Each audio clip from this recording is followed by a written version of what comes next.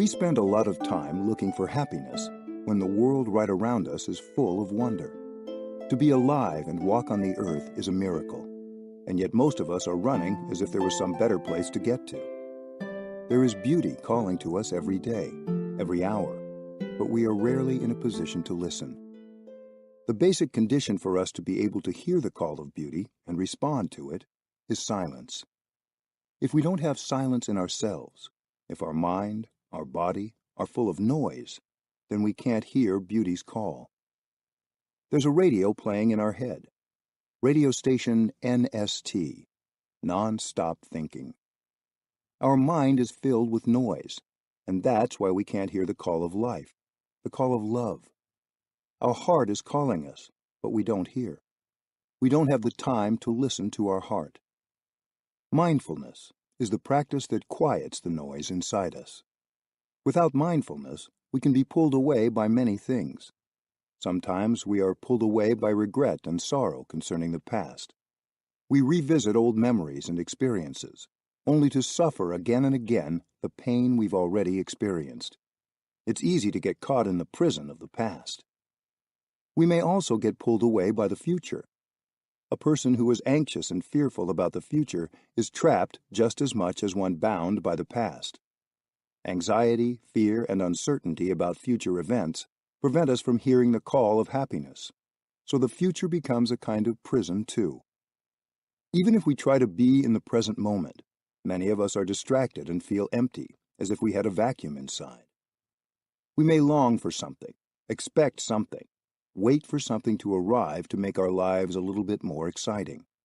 We anticipate something that will change the situation, because we see the situation in the present moment as boring, nothing special, nothing interesting. Mindfulness is often described as a bell that reminds us to stop and silently listen. We can use an actual bell or any other cue that helps us remember not to be carried away by the noise around and inside us. When we hear the bell, we stop. We follow our in-breath and our out-breath, making space for silence. We say to ourselves, breathing in, I know I'm breathing in. Breathing in and out mindfully, paying attention only to the breath, we can quiet all the noise within us, the chattering about the past, the future, and the longing for something more. In just 2 or 3 seconds of breathing mindfully, we can awaken to the fact that we're alive, we're breathing in, we are here, we exist. The noise within just disappears, and there is profound spaciousness. It's very powerful, very eloquent. We can respond to the call of beauty around us. I am here. I am free. I hear you. What does I am here mean? It means I exist. I'm really here because I'm not lost in the past, in the future, in my thinking, in the noise inside, in the noise outside. I'm here. In order to really be, you have to be free from the thinking, free from the anxieties, free from the fear, free from the longing. I am free is a strong statement, because the truth is, many of us are not free. We don't have the freedom that allows us to hear and to see and to just be. Being silent together. I live in a retreat center in southwest France, where we practice a kind of silence called noble silence. The practice is easy. If we are talking, we are talking. But if we are doing something else, such as eating, walking, or working, then we do just these things. We aren't doing these things and also talking. So we do these things in joyful, noble silence. In this way, we are free to hear the deepest call of our hearts. Recently, there was a day when a lot of us, both monastics and lay people, were having lunch together outside, sitting on the grass. All of us went to serve ourselves and then joined the group to sit down. We sat in concentric circles, one small circle within a larger circle, and then another, still larger circle. We didn't say anything. I was the first to sit down. I sat and practiced mindful breathing to establish silence in myself. I listened to the birds, to the wind, and enjoyed the beauty of spring. I wasn't waiting for others to come and sit down so I could begin eating. I just enjoyed sitting there for about 20 minutes or more while other people served themselves and came and sat down. There was silence. But I felt that silence was not as deep as it could have been, perhaps because people had been distracted while getting their food, walking as they held their plates and then sitting down. I sat in silence and observed this. I had a small bell with me, and when everyone was seated, I invited the bell to sound. Since we'd just spent a week together practicing listening to the bell and breathing in and out mindfully, we all listened very well. Right after the first sound of the bell of mindfulness, the silence felt quite different. It was real silence, because everyone had stopped thinking. We focused our attention on the in-breath as we breathed in, on the out-breath as we breathed out. We breathed together, and our collective silence generated a strong field of energy. Silence like this can be called thundering silence, because it's eloquent and powerful. In this silence, I could hear the wind and the birds so much more vividly. Before that, I'd heard the birds and the wind, but not in the same way, because I didn't have the deepest kind of silence. Practicing silence to empty all kinds of noise within you is not a difficult practice. With some training, you can do it. In noble silence, you can walk, you can sit, you can enjoy your meal. When you have that kind of silence, you have enough freedom to enjoy being alive and to appreciate all the wonders of life. With that kind of silence, you are more capable of healing yourself mentally and physically. You have the capacity to be there, alive. Because you really are free. Free from your regrets and suffering concerning the past. Free from your fear and uncertainty about the future. Free from all kinds of mental chatter. Being silent in this way when you are alone is good, and being silent in this way together is particularly dynamic and healing. The sound of no sound. Silence is often described as the absence of sound, yet it's also a very powerful sound. I remember the winter of 2013 to 2014 was not so cold in France, but we heard it was very cold in North America. There were more than the usual number of snowstorms, and sometimes the temperature went below minus 20 degrees Celsius. I saw a picture of Niagara Falls at about its coldest. The falls had stopped falling. The water couldn't fall anymore. It was frozen. I saw that image and was very impressed. The cascade of water had stopped, together with the sound. About 40 years ago, I was in Chiang Mai, in the northeast of Thailand, in a retreat for young people. I was staying in a hut near a stony creek, and there was always the sound of water falling. I enjoyed breathing and washing my clothes and taking a nap on the big stones in the creek. Wherever I was, I heard that sound of water falling. Day and night, I heard the same sound. I looked at the bushes and trees around and thought, since their birth, they have heard this sound. Suppose this sound stopped, and for the first time they heard the no sound, silence. Just imagine that if you can. Suddenly, the water stops flowing, and all these plants that from their birth have always day and night heard that cascading sound, hear it no longer. Think how surprised they would be to hear, for the first time in their lives, the sound of no sound. 5 true sounds. Bodhisattva is the Buddhist term for someone with great compassion, whose life work is to ease people's suffering. Buddhism talks about a bodhisattva named Avalokiteshvara, the bodhisattva of deep listening. The name Avalokiteshvara means the one who listens deeply to the sounds of the world. According to Buddhist tradition, Avalokiteshvara has the capacity to listen to all kinds of sounds.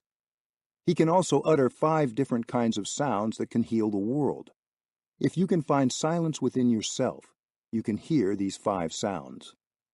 The first is the wonderful sound, the sound of the wonders of life that are calling you. This is the sound of the birds, of the rain, and so on. God is a sound. The creator of the cosmos is a sound. Everything begins with the sound. The second sound is the sound of the one who observes the world. This is the sound of listening, the sound of silence. The third sound is the Brahma sound. This is the transcendental sound Om, which has a long history in Indian spiritual thought. The tradition is that the sound Om has the innate power to create the world. The story goes that the cosmos, the world, the universe, was created by that sound. The Christian Gospel of John has the same idea. In the beginning, there was the Word. John, chapter 1, verse 1. According to the Vedas, the oldest Hindu texts, that world-creating word is Om. In Indian Vedic tradition, this sound is the ultimate reality, or God. Many modern astronomers have come to believe something similar. They have been looking for the beginning of time, the beginning of the cosmos, and they hypothesize that the very beginning of the universe was the Big Bang. The fourth sound is the sound of the rising tide. This sound symbolizes the voice of the Buddha. The teaching of the Buddha can clear away misunderstanding, remove affliction, and transform everything. It's penetrating and effective. The fifth sound is the sound that transcends all sounds of the world. This is the sound of impermanence, a reminder not to get caught up in or too attached to particular words or sounds. Many scholars have made the Buddha's teaching complicated and difficult to understand, but the Buddha said things very simply and did not get caught up in words. So if a teaching is too complicated, it's not the sound of the Buddha. If what you're hearing is too loud, too noisy, or convoluted, it's not the voice of the Buddha. Wherever you go, you can hear that fifth sound. Even if you're in prison, you can hear the sound that transcends all sounds of the world. Your deepest concern. When you've been able to still all the noise inside of you, when you've been able to establish silence, a thundering silence in you, you begin to hear the deepest kind of calling from within yourself. Your heart is calling out to you. Your heart is trying to tell you something, but you haven't been able to hear it because your mind has been full of noise. You've been pulled away all the time, day and night. You've been full of thoughts, especially negative thoughts. In our daily lives, many of us spend most of our time looking for comforts, material comforts and affective comforts, in order to merely survive. That takes all our time. These are what we might call the daily concerns. We are preoccupied with our daily concerns: how to have enough money, food, shelter, and other material things. We also have affective concerns: whether or not some particular person loves us, whether or not our job is secure. We worry all day because of those kinds of questions. We may be trying to find a relationship that is good enough to endure, one that is not too difficult. We're looking for something to rely on. We may be spending 99.9% of our time worrying about these daily concerns, material comforts and affective concerns, and that is understandable, because we need to have our basic needs met to feel safe. But many of us worry far, far beyond having our needs met. We are physically safe, our hunger is satisfied, we have a roof over our heads, and we have a loving family. And still, we can worry constantly. The deepest concern in you, as in many of us, is one you may not have perceived, one you may not have heard. Every one of us has an ultimate concern that has nothing to do with material or affective concerns. What do we want to do with our life? That is the question. We are here, but why are we here? Who are we, each of us individually? What do we want to do with our life? These are questions that we don't typically have or make the time to answer. These are not just philosophical questions. If we're not able to answer them, then we don't have peace, and we don't have joy, because no joy is possible without some peace. Many of us feel we can never answer these questions. But with mindfulness, you can hear their response yourself when you have some silence within. You can find some answers to these questions and hear the deepest call of your heart. When you ask the question, "Who am I?" If you have enough time and concentration, you may find some surprising answers. You may see that you are a continuation of your ancestors. Your parents and your ancestors are fully present in every cell of your body. You are their continuation. You don't have a separate self. If you remove your ancestors and your parents from you, there's no you left. You may see that you're made of elements, like water, for example. If you remove the water from you, there's no you left. You're made of earth. If you remove the element earth from you, there's no you left. You're made of air. You need air desperately. Without air, you cannot survive. So if you remove the element of air from you, there's no you left. And there's the fire element, the element of heat, the element of light in you. You know that you are made of light.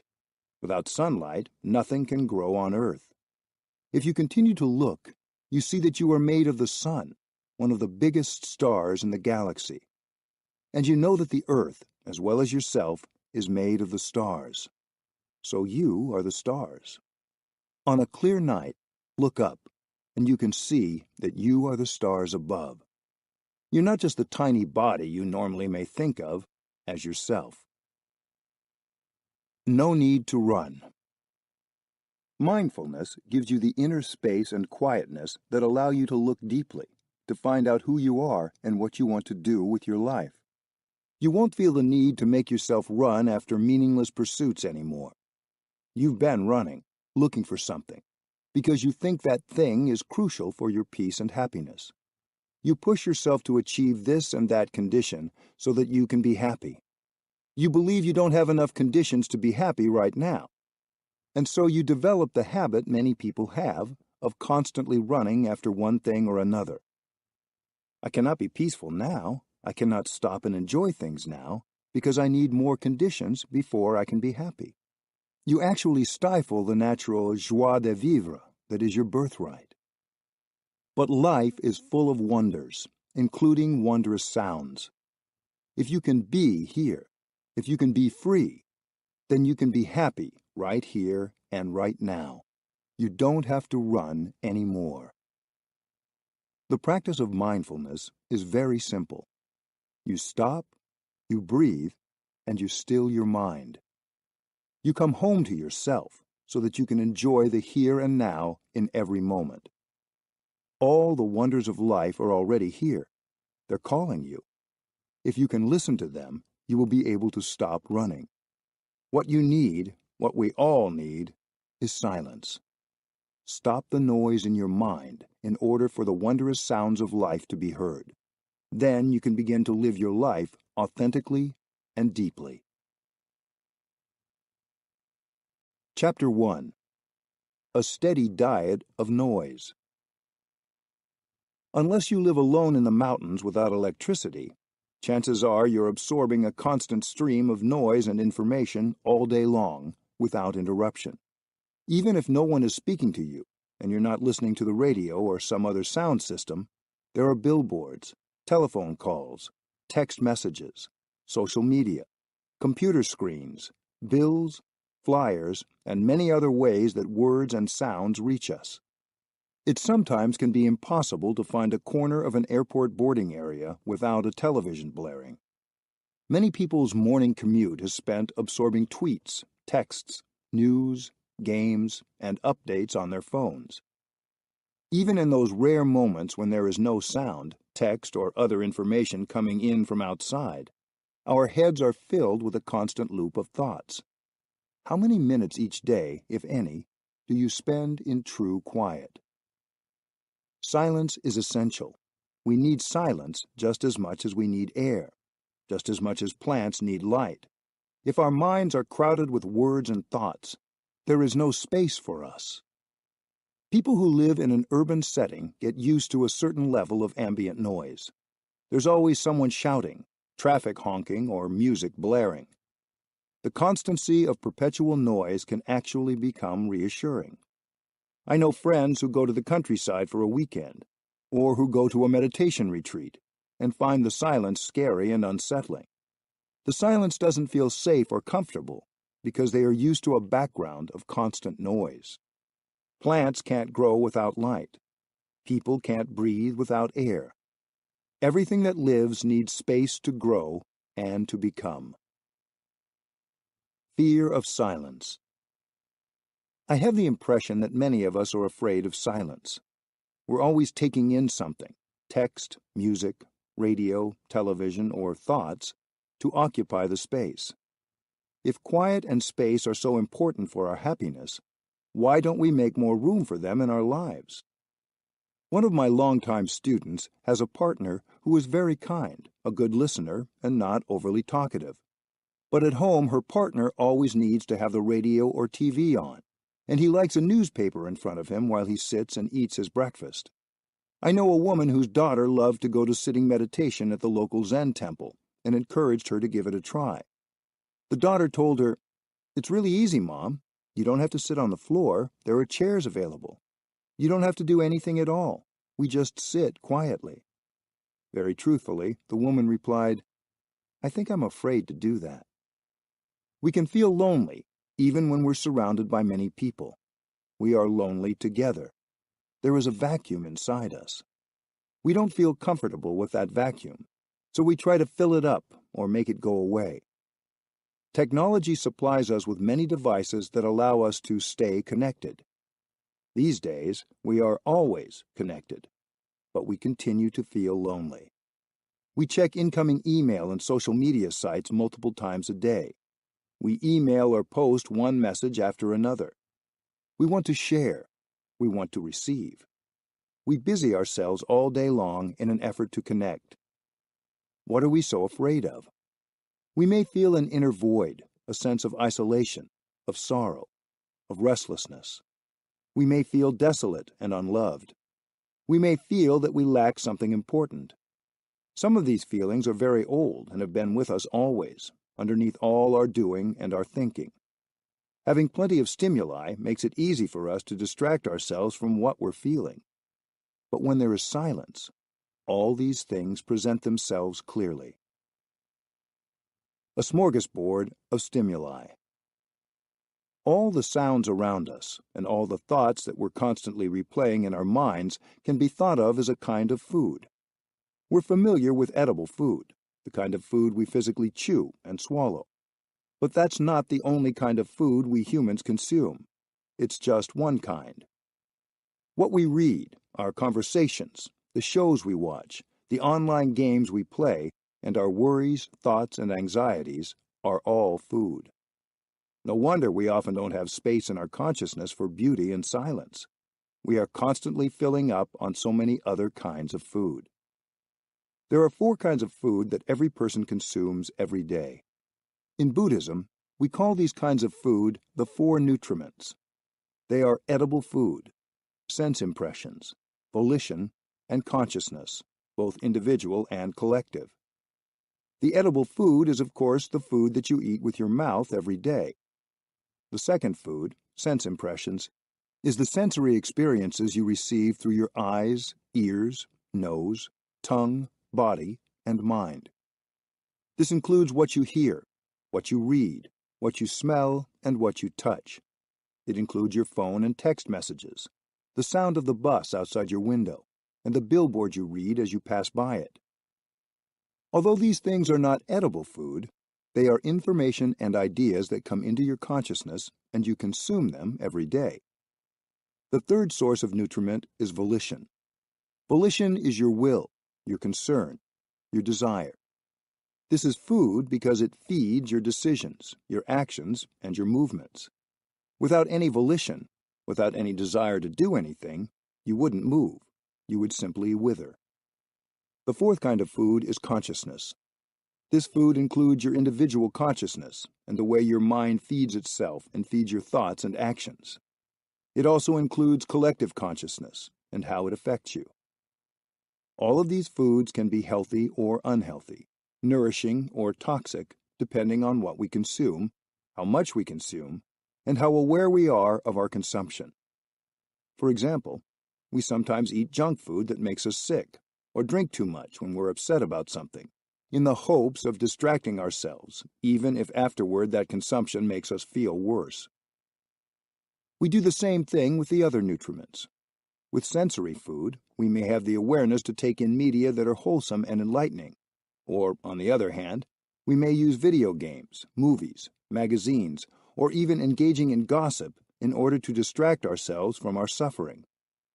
Volition can also be healthy, constructive motivation, or unhealthy, craving and obsession. Likewise, collective consciousness can be healthy or unhealthy. Think of how affected you are by the mood or the consciousness of the group you are in, whether that group is supportive, happy, angry, gossipy, competitive, or listless. Because each nutriment affects us so deeply, it's important to be aware of what and how much we are consuming. Our awareness is the key to our protection. Without protection, we absorb far too many toxins. Without realizing it, we become full of toxic sounds and toxic consciousness that make us ill. Mindful awareness is like a sunscreen protecting the sensitive skin of a newborn baby. Without it, the skin would blister and burn. With the protection of our mindfulness, we are able to stay healthy and safe and take in only those nutriments that help us thrive. Edible food. Most of us are aware that what we eat affects how we feel. Junk foods can make us feel tired, crabby, jittery, guilty, and often only momentarily satisfied. Fruits and vegetables, on the other hand, make us feel energetic, healthy, and well-nourished. Often we eat something not because we're hungry, but to console ourselves or to distract ourselves from uncomfortable feelings. Suppose you feel worried or lonely. You don't like this feeling, so you open the refrigerator and look for something to eat. You know that you aren't hungry, that you don't need to eat. You find something to eat anyway, because you want to cover up the feeling inside. When we have a retreat at any of our practice centers, we offer 3 healthy vegetarian meals every day, lovingly prepared with mindfulness. Still, there are participants who are worried about food.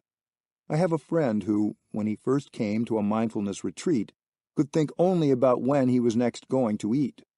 For the first 2 days of the retreat, he was hungry all the time, and he didn't like the fact that there were lines for meals.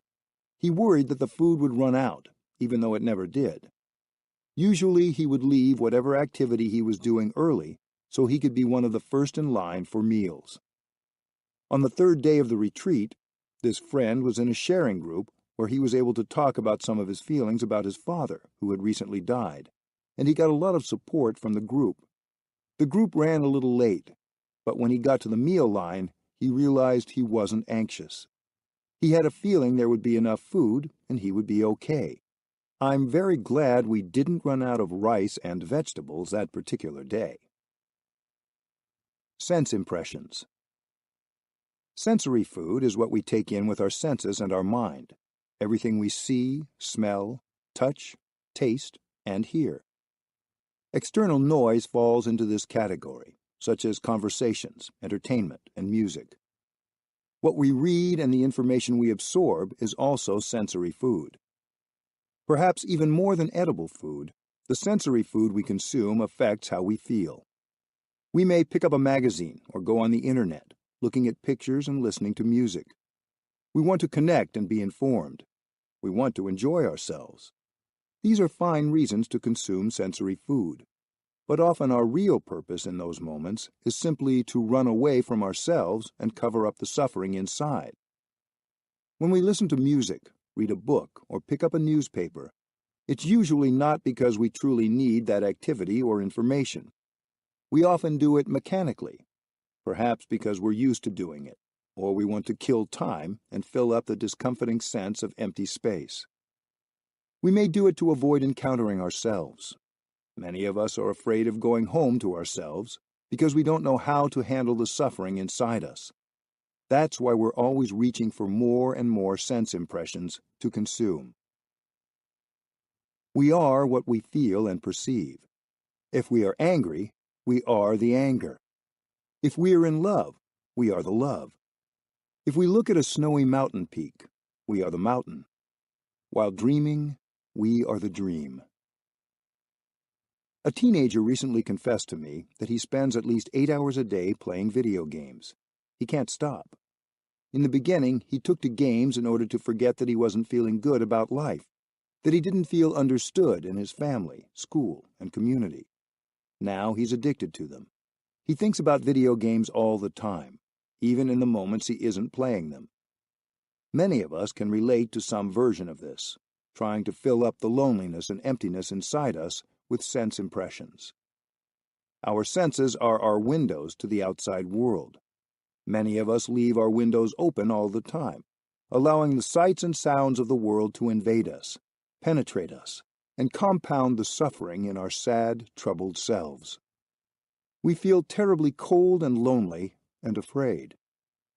Do you ever find yourself watching an awful TV program, unable to turn it off? The raucous noises and explosions of gunfire are upsetting, yet you don't get up and turn it off. Why do you torture yourself in this way? Don't you want to give yourself some relief and close your sense windows? Are you afraid of solitude, of the emptiness and the loneliness you may find when you face yourself alone? Watching a bad TV program, we are the TV program. We can be anything we want, even without a magic wand. So why do we open our windows to bad movies and TV programs? Movies made by sensationalist producers in search of easy money. Movies that make our hearts pound, our fists tighten, and that send us back into the streets exhausted. Conversation is also sensory food. Suppose you talk to a person who is full of bitterness, envy, or craving. During the conversation, you take in that person's energy of despair. In truth, much of the sensory food we consume makes us feel worse instead of better. We find ourselves thinking more and more that we are not enough, that we need to buy something or change something in ourselves to make ourselves better. But we can always make the choice to protect our peace. That doesn't mean shutting all our windows all of the time, for there are many miracles in the world we call outside. Open your windows to these miracles, but look at any one of them with the light of awareness. Even while sitting beside a clear, flowing stream, listening to beautiful music, or watching an excellent movie, don't entrust yourself entirely to the stream, the music, or the film. Continue to be aware of yourself and your breathing. With the sun of awareness shining in you, you can avoid most dangers, and you will experience the stream being purer, the music more harmonious, and the soul of the artist completely visible in the film. Volition. Volition, our primary intention and motivation, is the third kind of nutriment. It feeds us and gives us purpose. So much of the noise around us, whether advertisements, movies, games, music, or conversation, gives us messages about what we should be doing, what we should look like, what success looks like, and who we should be. Because of all this noise, it's rare that we pay attention to our true desire. We act, but we don't have the space or quiet to act with intention. If we don't have any purpose feeding us, we are just drifting. There are certain people whom I see only once a year. When I ask them what they have done in the past year, many can't remember. Sometimes, for most of us, days, whole weeks, and even months go by like this, in a fog. This is because we're not aware of our intention on those days. Sometimes it seems the only intention in us is just to make it through the day. Whenever we act, whether to walk to the store, call a friend, take a step, or go to work, we have an intention, a motivation that gets us moving, whether we realize it or not. Time goes by very quickly. One day we may be surprised to discover our life is nearing its end, and we don't know what we've done with all the time we've lived. Maybe we've wasted entire days in anger, fear, and jealousy. We rarely offer ourselves the time and space to consider, am I doing what I most want to be doing with my life? Do I even know what that is? The noise in our heads and all around us drowns out the still, small voice inside. We are so busy doing something that we rarely take a moment to look deeply and check in with our deepest desires. Volition is a tremendous source of energy, but not all volition comes from the heart. If your volition is only to make enormous amounts of money, or to have the biggest number of Twitter followers. That may not lead you to a satisfying life. Many people who have a lot of money and power are not happy. They feel quite lonely. They don't have time to live their lives authentically. Nobody understands them, and they don't understand anyone. To fully experience this life as a human being, we all need to connect with our desire to realize something larger than our individual selves. This can be motivation enough to change our ways so we can find relief from the noise that fills our heads. You can spend your whole life listening to internal and external messages without ever hearing the voice of your deepest desire. You don't have to be a monk or a martyr to do this. If you have space and silence to listen deeply to yourself, you may find within you a strong desire to help other people, to bring love and compassion to others, to create positive transformation in the world. Whatever your job, whether you lead a corporation, serve food, teach, or take care of others, if you have a strong and clear understanding of your purpose and how your work relates to it, this can be a powerful source of joy in your life. Individual consciousness. Even if we go on a sensory fast, cutting off outside noises and input, we are still consuming a potent source of food, our own consciousness. This, along with collective consciousness, is the fourth source of food. When we direct our attention to certain elements of our consciousness, we're consuming them. As with our meals, what we consume from our consciousness may be wholesome and healthy, or it may be toxic. For example, when we're having a cruel or angry thought and we replay it over and over again in our mind, we are consuming toxic consciousness.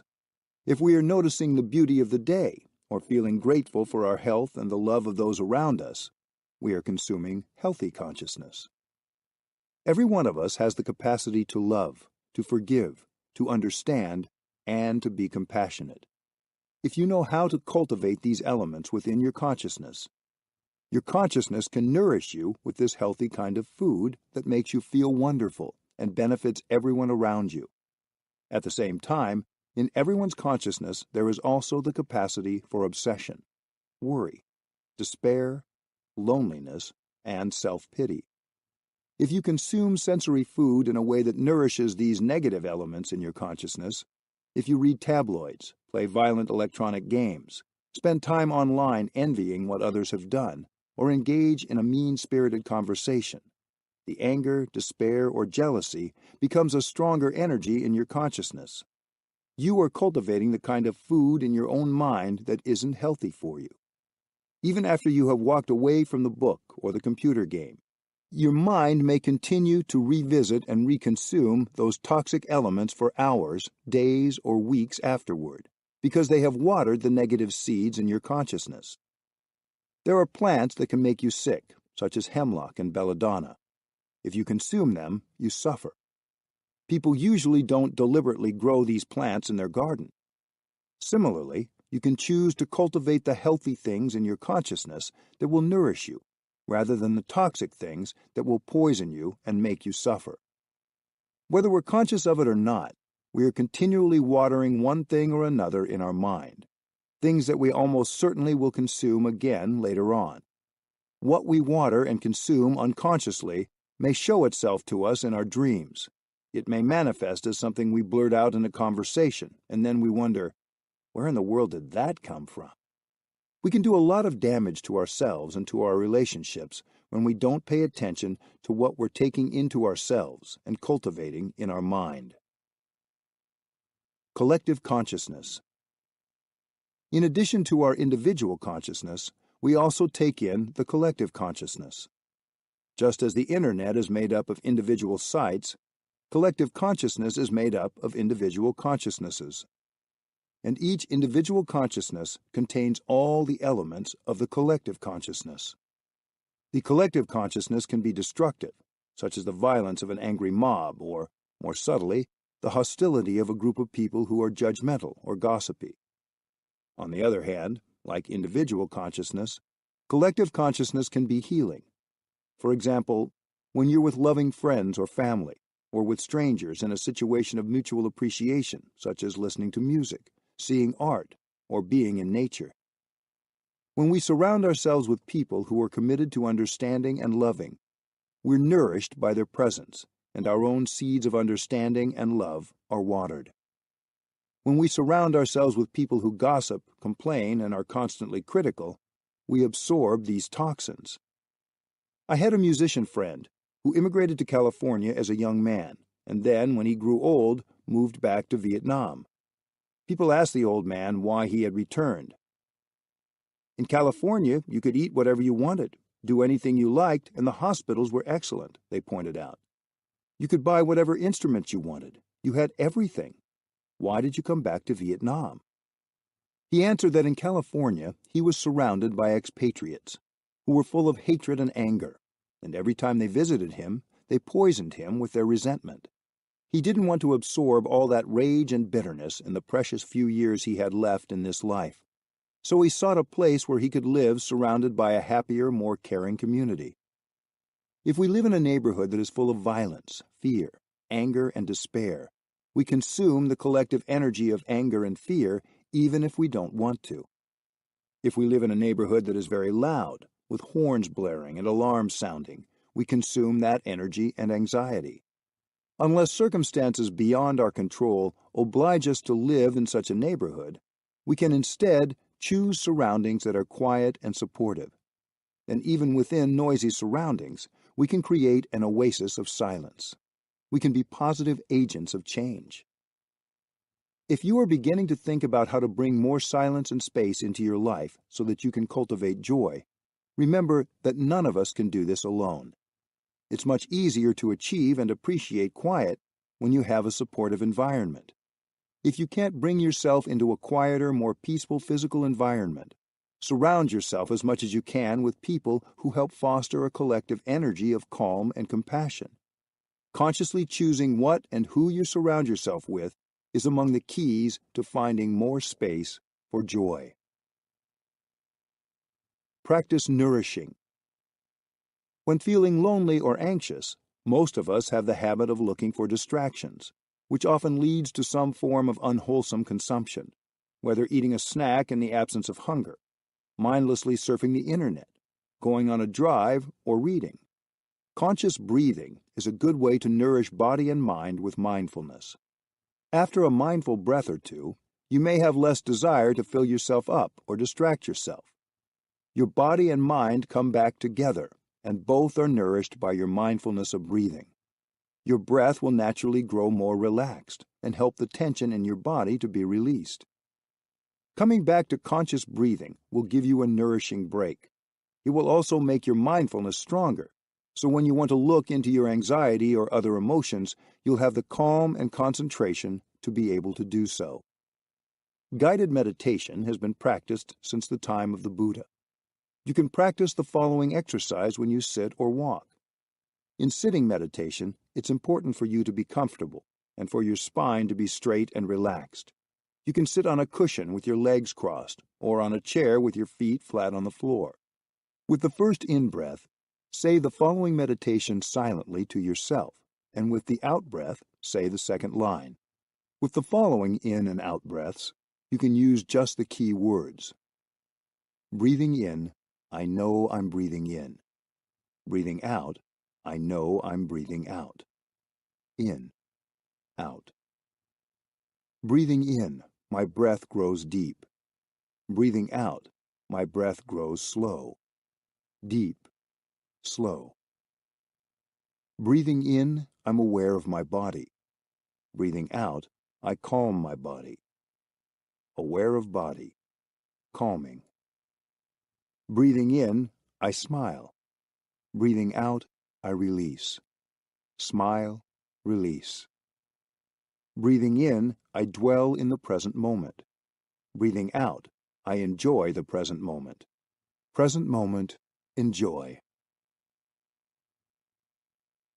Chapter 2. Radio Non-Stop Thinking.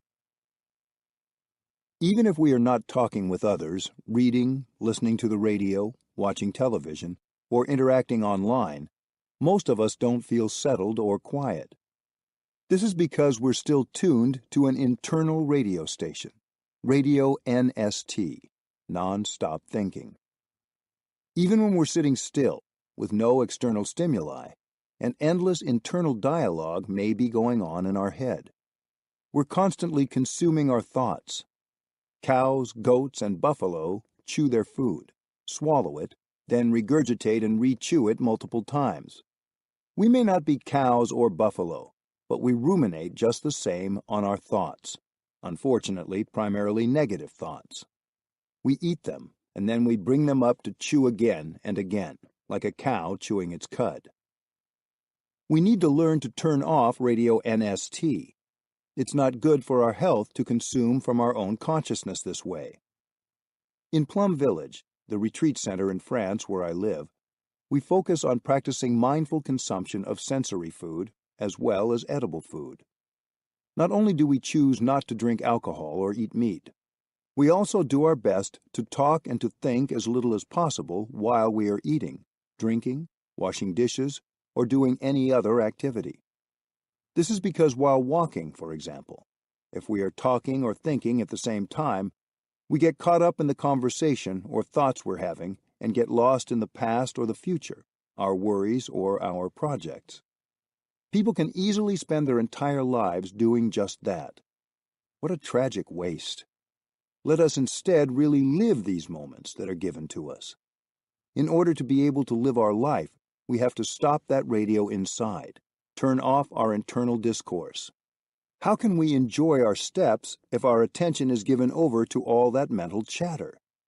It's important to become aware of what we feel, not just what we think. When we touch the ground with our foot, we should be able to feel our foot making contact with the ground. When we do this, we can feel a lot of joy in just being able to walk. When we walk, we can invest all our body and mind into our steps and be fully concentrated in each precious moment of life. In focusing on that contact with the earth, we stop being dragged around by our thoughts and begin to experience our body and our environment in a wholly different way. Our body is a wonder. Its functioning is the result of millions of processes. We can fully appreciate this only if we stop our constant thinking and have enough mindfulness and concentration to be in touch with the wonders of our body, the earth, and the sky. It's not that thinking is necessarily always bad. Thinking can be very productive. Thoughts are often the product of our feelings and our perceptions, so thinking may be seen as a kind of fruit. Some kinds of fruit are nourishing, others are not. If we have a lot of worry, fear, or anguish, that is very fertile ground for thinking that is completely useless, non-productive, and harmful. We are our thoughts, but we are at the same time much more than just our thoughts. We are also our feelings, our perceptions, our wisdom, our happiness, and our love. When we know we are more than our thoughts, we can make the determination not to allow our thinking to take over and dominate us. Do our thoughts support our true intention in life? If not, we need to push the reset button. If we aren't aware of our thoughts, they run rampant through our mind and take up residence there. They don't wait for an invitation. The habit of negative thinking. Buddhist psychology identifies at least two major parts of our mind. Store consciousness is the lower part of our mind. This is where all the seeds of the thoughts and emotions we have inside us are stored. There are all kinds of seeds. Seeds of love, faith, forgiveness, joy, and happiness, and also seeds of suffering, like anger, enmity, hatred, discrimination, fear, agitation, and so on. All the talents as well as the weaknesses of our ancestors have been transmitted to us through our parents, and they dwell in the depths of our consciousness in the form of seeds. Store consciousness is like the basement of a house, while mind consciousness, the upper part of the mind, is like the living room. The seeds are stored in the basement, and whenever one is stimulated, or as we often say, watered, it comes up and manifests on the level of mind consciousness. Then it's no longer a dormant seed, but is a zone of energy called a mental formation. If it's a wholesome seed like mindfulness or compassion, we enjoy its company. But when an unwholesome seed is stimulated, it can take over our living room like an unwelcome guest. For example, while we're watching television, perhaps the seed of craving in us is touched, and then it comes up to manifest on the level of mind consciousness as the energy of craving. Another example, when the seed of anger lies dormant in us, we feel happy, we feel joyful. But when somebody comes along and says or does something that waters that seed of anger, it will manifest on the level of mind consciousness as an energy zone of anger. We practice to touch and water the wholesome seeds so that they can manifest in our daily life, and we practice not to water the seeds of hatred or craving. In Buddhism, this is called the practice of diligence. In Plum Village, we call it selective watering. For example, when the seeds of violence and hatred lie still and quiet in our store consciousness, we feel a sense of well-being. But if we don't know how to take care of our consciousness, these seeds won't remain dormant, but will be watered and will manifest. It's important to be aware when an unwholesome seed manifests in your mind consciousness, and not to leave it there on its own. Whenever you see an unpleasant mental formation manifesting, call on the seed of mindfulness to manifest as a second energy in your mind consciousness in order to recognize, embrace, and calm the negative mental formation, so you can look deeply into the negativity to see its source. Most of us have real anger and suffering living inside us. Perhaps in the past we were oppressed or mistreated, and all that pain is still right there, buried in our store consciousness. We haven't processed and transformed our relationship with what happened to us, and we sit there alone with all that anger, hatred, despair, and suffering. If we were abused when we were young, every time our thinking mind goes back over that event, it's like we're experiencing the abuse all over again. We offer ourselves up to be abused over and over like that many times every day. That's ruminating on the toxic food of our consciousness. During our childhood, we probably also had many happy moments. Nevertheless, we keep going back again and again to wallow in despair and other mental states that aren't healthy for us. It helps if we live in a good environment where our friends can remind us. Dear friend, please don't ruminate. People used to say, a penny for your thoughts. We can ask, what are you ruminating on? Old suffering? We can help each other to break out of our habitual negative thinking and get back in touch with the wonders that are right there inside us and around us. We can help each other not fall back into resurrecting the ghosts of suffering and despair that belong to the past. Our thoughts in the world. Often, our thinking goes around and around in circles, so we lose all our joy in living. The majority of our thinking not only doesn't help us, it actually can do harm.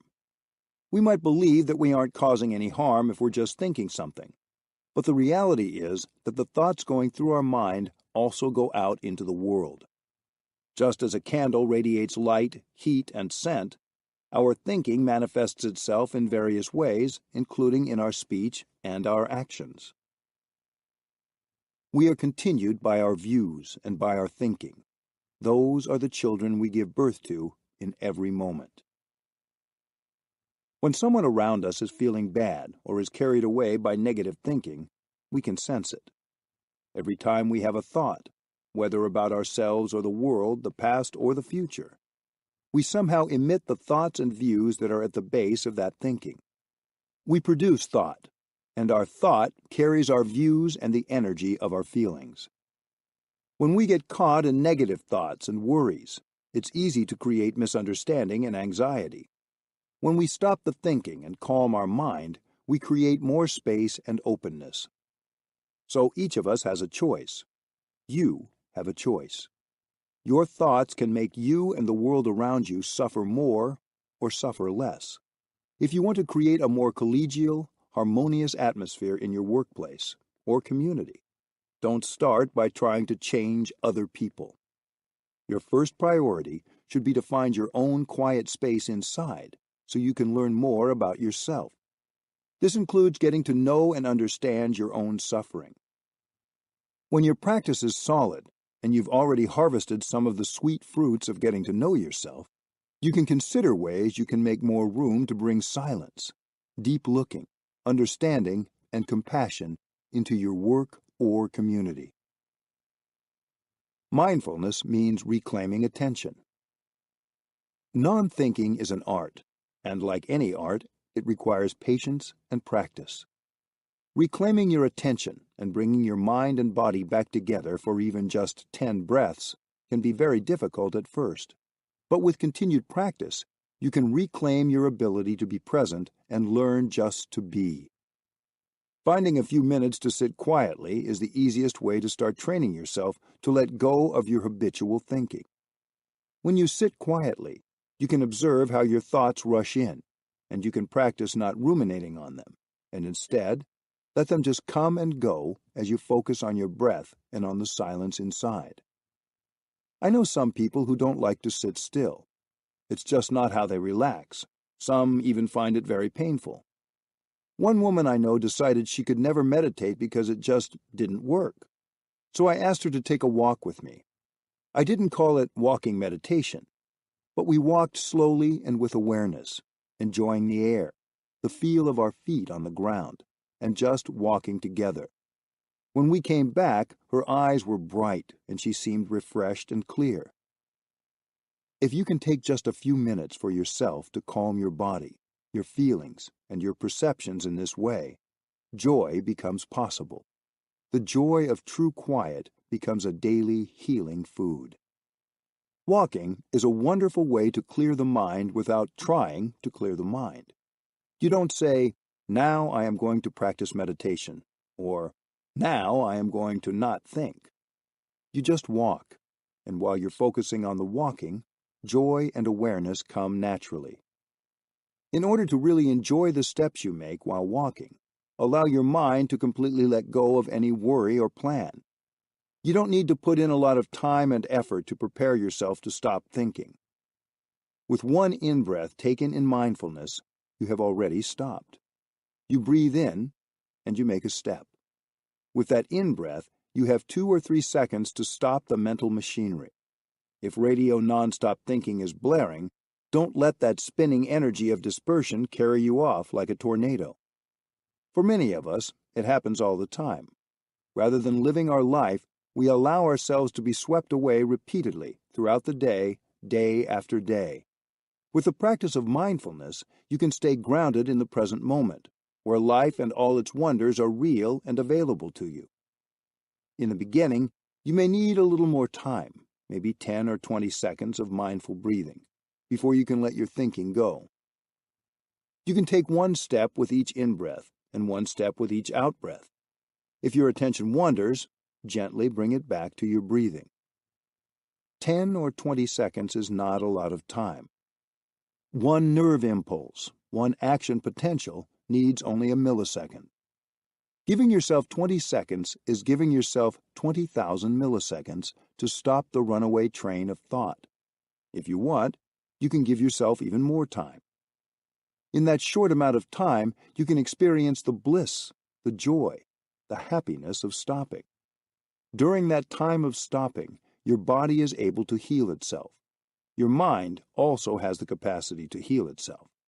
There is nothing and no one to prevent you from continuing the joy you've produced with a second step, a second breath. Your steps and your breath are always there to help you heal yourself. As you're walking, you may see your mind being pushed and pulled around by an old ingrained habit energy of anger or craving. In fact, that kind of energy might always be pushing you, whatever you're doing, even during your sleep. Mindfulness can recognize this habit energy. Having recognized it, simply smile to it and give it a nice bath of mindfulness, of warm and spacious silence. With this practice, you are capable of letting negative habit energy go. While walking, while lying down, while washing the dishes, while brushing your teeth, you can always practice offering yourself this wide and warm embrace of silence. Silence doesn't just mean not talking. Most of the noise we experience is the busy chatter inside our own head. We think and we rethink, around and around in circles. That's why at the start of each meal, we should remind ourselves to eat only our food and not our thoughts. We practice giving all our attention to eating. There's no thinking. We just bring our awareness to the food and to the people around us. This doesn't mean we shouldn't ever think or that we should suppress our thoughts. It simply means that when we're walking, we give ourselves the gift of taking a break from our thinking by keeping our attention on our breathing and our steps. If we really do need to think about something, we can stop walking and think the matter through with all our attention. Breathing and walking in mindfulness puts us in touch with the miracles of life all around us, and our compulsive thinking will dissipate very naturally. Happiness arises as we become more aware of the many wonders available to us.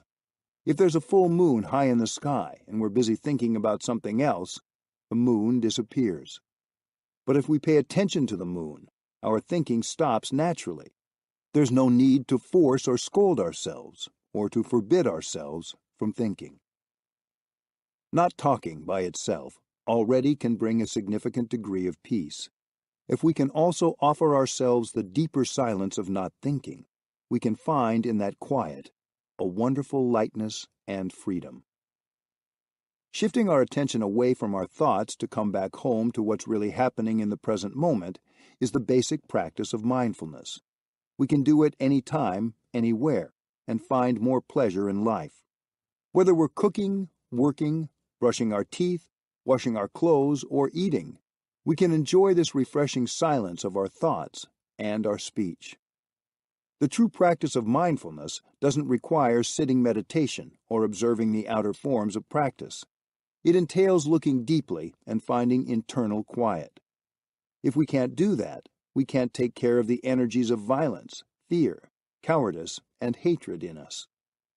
When our mind is racing and noisy, outward calm is only a pretense. But when we can find space and calm inside, then without effort we radiate peace and joy. We are able to help others and create a more healing environment around us without uttering a single word. The space to realize dreams. Sometimes we hitch ourselves to large but essentially empty dreams, maybe because we're so busy just getting through the day that we don't believe we can actually live according to our deepest, most genuine desires. But the truth is that right here in our daily life, every breath and every step can be a concrete part of making our true dreams happen. If instead we pursue the prefabricated dreams that people sell us, having convinced ourselves that this or that brass ring is as good as it gets, we sacrifice the precious time we've been given to live and to love for empty ambitions with no real meaning. We may sell our entire lives for those things. Many people come to a sad realization about this on their deathbed or in their later years. They suddenly wonder what they have to show for all those decades of work and stress. They may have become victims of their own success, meaning they had attained the wealth and fame they'd sought, but had never had time and space to enjoy their life, to connect with people they loved. They'd had to keep running every day just to hold on to the status they had achieved. But no one ever becomes a victim of his or her own happiness. You may find that when you make it your priority to follow the path of happiness, you also become more successful in your work. It's often the case that when people are happier and more peaceful, the quality of their work improves. But you do have to decide what your deepest aspiration really is. There are those who want to practice mindfulness in order to become more successful in their business or career, not in order to become happier and help others. Many people have asked me, can we use the practice of mindfulness to make more money? If you truly practice mindfulness, it will never cause harm. If the practice doesn't bring about more compassion, then it's not right mindfulness. If you feel that your dreams aren't coming true, you might think that you need to do more, or to think and strategize more. In fact, what you might need is less noise coming to you from both inside and outside, so that you have the space for your heart's truest intention to germinate and flourish. Practice stopping and letting go. Stopping brings body and mind together, back to the here and now.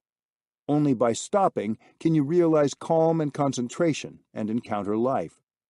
By sitting quietly, stopping the activities of body and mind, and being silent within, you become more solid and concentrated, and your mind becomes clearer. Then it's possible to be aware of what's happening inside and around you. Begin by stopping the physical running around you do with your body. When your body is still, when you don't need to pay attention to any activity other than your breathing, it will be much easier for your mind to let go of its own habitual running, although this can take some time and some practice. Once you've learned how to stop your mind when your body is also stopped, you'll be able to stop your mind even when your body is moving. Focusing on the way your breathing combines with the physical movements of your daily activities, you can live with awareness instead of in forgetfulness.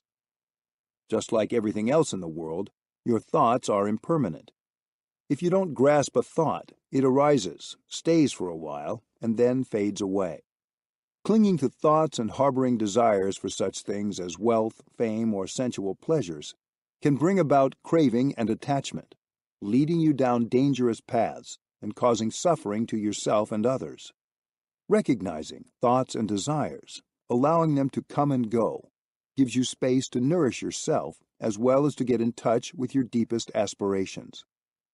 Feel free to create your own verses to add to the guided meditation to follow. Breathing in, I'm aware of my thoughts. Breathing out, I'm aware of their impermanent nature. Thoughts, impermanence. Breathing in, I'm aware of my desire for wealth. Breathing out, I'm aware that wealth is impermanent. Aware of desire for wealth, impermanence. Breathing in, I know that craving wealth can bring suffering. Breathing out, I let go of craving. Aware of craving, letting go. Breathing in, I'm aware of my desire for sensual pleasures. Breathing out, I know that sensual desire is impermanent in nature. Aware of sensual desire, impermanence. Breathing in, I'm aware of the danger of craving sensual pleasures. Breathing out, I let go of my craving for sensual pleasures. Aware of craving, letting go. Breathing in, I contemplate letting go. Breathing out, I experience the joy of letting go. Contemplating letting go, joy. Chapter 3. Thundering Silence. Our need to be filled up with one thing or another all the time is the collective disease of human beings in our era. And the marketplace is always ready to sell us every kind of product to fill ourselves up. Advertisers continually scare us into avoiding the supposedly pathetic situation of living life without this or that item. But many of the things we consume, both as edible food and as sensory impressions, have toxins in them. Just as we might feel worse after eating a whole bag of chips, we often feel worse after we spend many hours on social media sites or playing video games. After we consume like that in an effort to block out or cover up unpleasant feelings, somehow we only end up feeling even more loneliness, anger, and despair. We need to stop consuming sensory food as a response to the compulsive urge to avoid ourselves. But that doesn't mean we should force ourselves to stop using our phones or the internet altogether. Just as we need edible food, we also need sensory food. But we can be much more conscious and intelligent about choosing the kind of sensory food we will take in, and especially about knowing why we are choosing, at that moment, to consume it. There are many people who check their email several times a day, searching for something new. Even though most of the times they check, they don't find anything. The surest way to give ourselves something really new, a feeling of being refreshed, of being happy, of being at ease, is by opening up the space within us for the practice of mindfulness. Letting go. Many Zen masters have said that non-thinking is the key to mindfulness meditation. To meditate does not mean to sit still and think. When thinking takes over, you lose contact with your body and your larger awareness. We humans hold very tightly to our thoughts, our ideas, and our emotions. We believe that they are real, and that to let go of them would be to give up our very identity. If you're like most people, you probably have a notion that there's some as yet unrealized condition that has to be attained before you can be happy. Maybe it's a diploma, a job promotion, an income level, or a relationship status. But that notion may be the very thing that prevents you from being happy. To release that notion and make space for true happiness to manifest, you first have to experience the truth that entertaining your current idea is making you suffer. You may have entertained that idea for 10 or 20 years without ever having understood that it was interfering with your natural capacity to be happy. One night, I dreamed that I was a university student, about 21 years old. I was 60-something when I had this dream, but in my dream I was quite young. I had just been accepted into a class taught by a very distinguished professor, the most sought-after professor in the university. Delighted to get to be his student, I went to the appropriate office and inquired where the class was to be held. As I posed my question, someone walked into the office who looked exactly like me. The color of his clothing, his face, everything was identical. I was very surprised. Was he me or was he not me? I asked the staff person if this young man had also been accepted into the class. She said, "No, no way. You, yes, but him, no." The class was being held on the top floor of the building that same morning. I moved quickly to make it there on time, and then halfway up the stairs, I wondered aloud, what is the subject of this class anyway? Someone nearby told me it was music. I was very surprised, because I wasn't a student of music at all. When I got to the classroom door, I looked in and saw that there were more than 1,000 students in the class, a real assembly. Through the exterior window, I saw outside a beautiful landscape of mountain peaks covered in snow, and the moon and constellations above. I was deeply moved by the beauty. But then, just before the professor was about to come in, I was told we had to make a presentation on music, and I was to be the first presenter. I felt completely lost. I didn't know anything about music. I searched in my pockets, looking for anything to help me, and felt something metallic. I took it out. It was a small bell. I told myself, this is music. This is a musical instrument.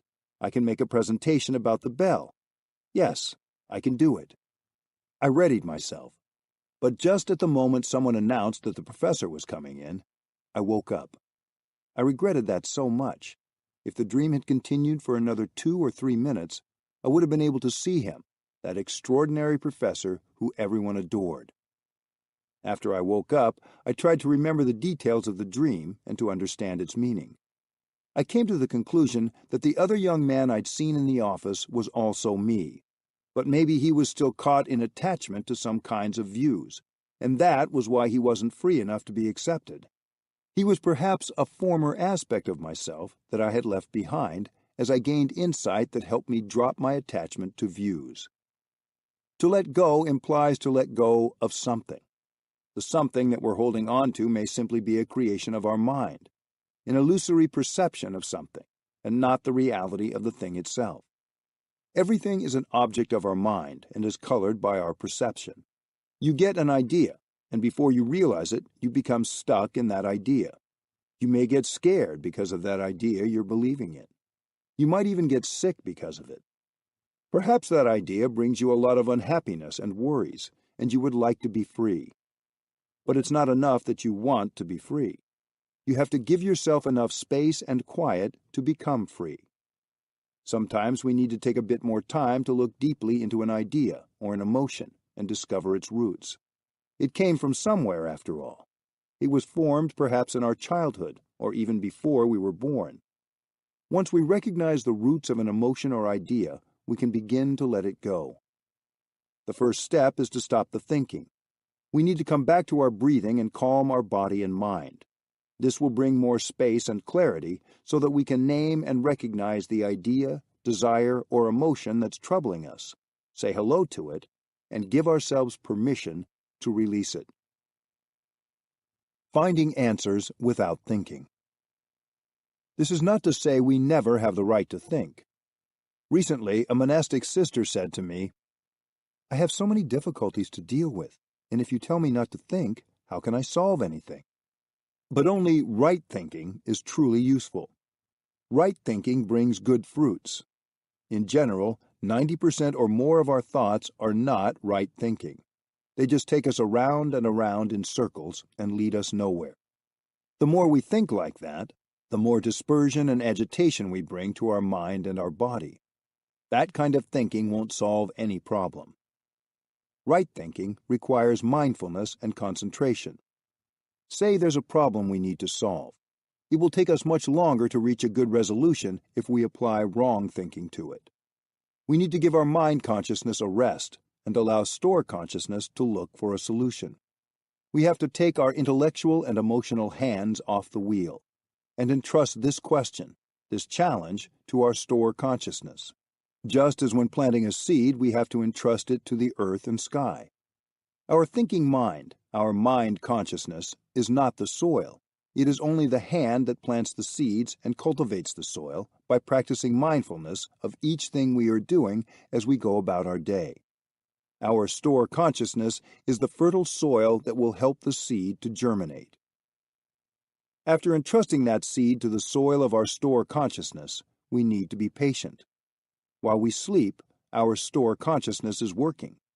While we walk, while we breathe, if we don't let our thinking interfere with the process, the store consciousness is working. Then, one day, the solution appears.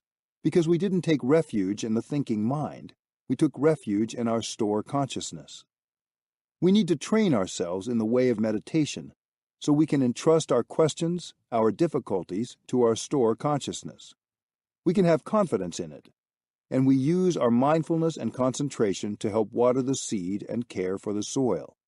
1, 2, or a few days later, a solution sprouts up, and we call that a moment of awakening, a moment of enlightenment.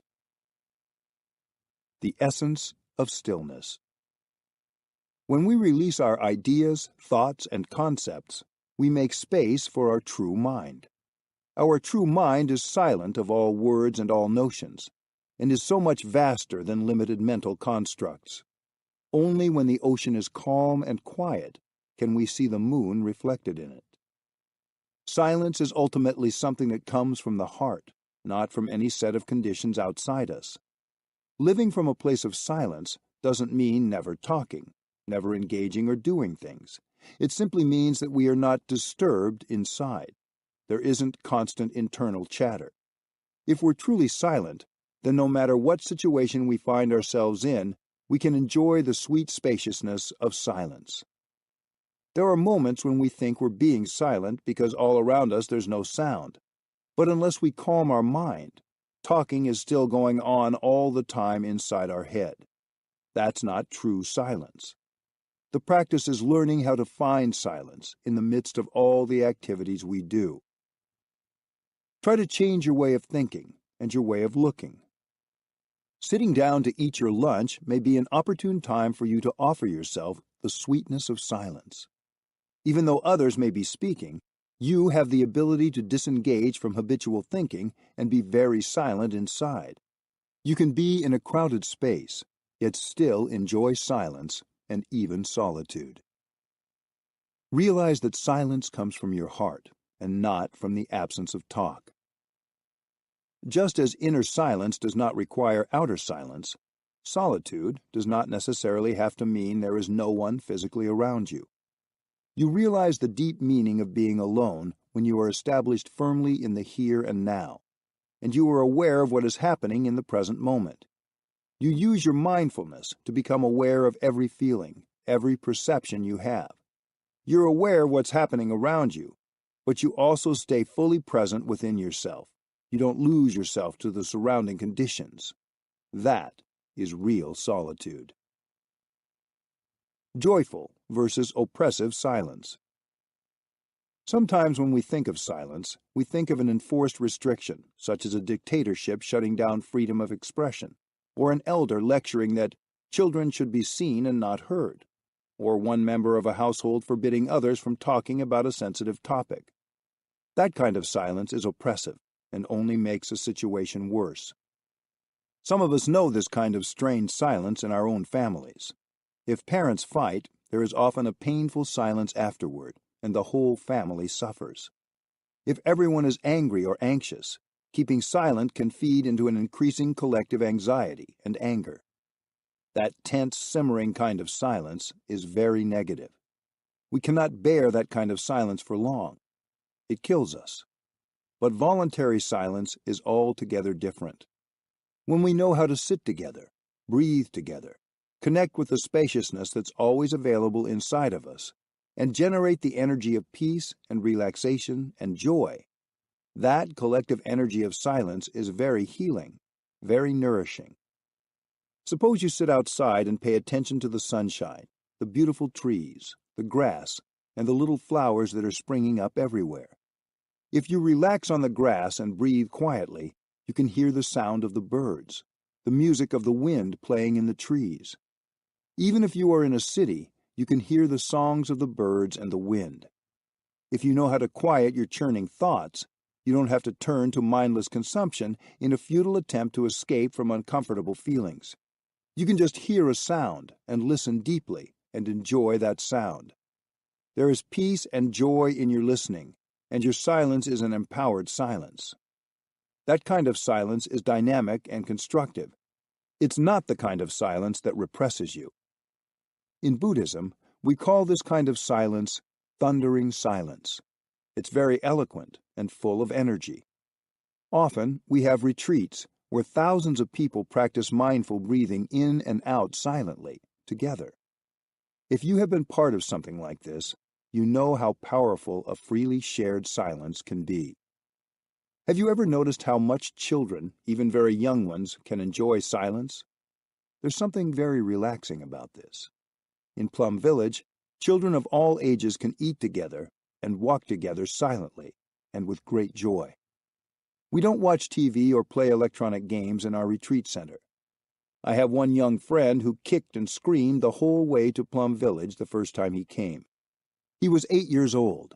He and his parents had driven down from Paris, and he didn't want to get out of the car because he knew that when he did, he wouldn't have any television or video games for a week. But he survived just fine and made friends, and on the last day, he didn't want to leave. Now he and his parents come every year, and he looks forward to it. He's turning 16 this year. Noble silence. Conscious, intentional quiet is noble silence. Sometimes people assume that silence has to be serious, but there's a lightness in noble silence. Noble silence is a kind of silence that can have just as much joy in it as a good laugh. Noble silence gives us a chance to recognize how our habit energy manifests in the ways we react to people and situations around us. There are those of us who make the choice to practice 1 or 2 weeks of silence, even 3 months of silence or more. After that much time in silence, we are able to transform our ways of responding to any number of situations. This silence is called noble because it has the power to heal. When you practice noble silence, you aren't just refraining from talking. You're calming and quieting your thinking. You're turning off radio NST. It's possible to recognize noble silence in someone else just by the way they behave. Some people always appear to be silent, but they're not truly silent. They're just somewhere else. They're not really present and available to life, to themselves, or to you. Other people put out an attitude that speaks volumes even when their mouths are shut. Maybe you've had the experience of being with someone who isn't saying anything, but you still get the distinct impression that he or she is criticizing you. That isn't noble silence, because noble silence promotes understanding and compassion. So be aware that even if you don't say anything in words, you may be reacting strongly inside, and people looking at your face may be able to tell. Breathing mindfully and becoming aware of your responses to people and events around you is a deep practice. Instead of reacting, instead of even thinking, you allow yourself just to be.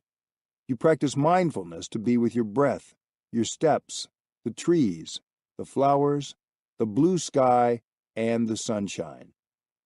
You can choose what to focus on. and therefore what to be. You can choose to be your in-breath and out-breath. You can choose to listen with your whole being to the sound of the rain or the wind, and in some way to be one with the rain or the wind. Listening to sounds in this way can be very joyful. When you are in touch with these refreshing and healing elements, you are being and not thinking.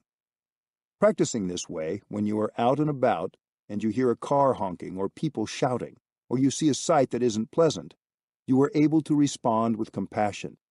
Facing any kind of provocation, you are able to keep your noble silence alive and maintain your poise and peacefulness. Silent action.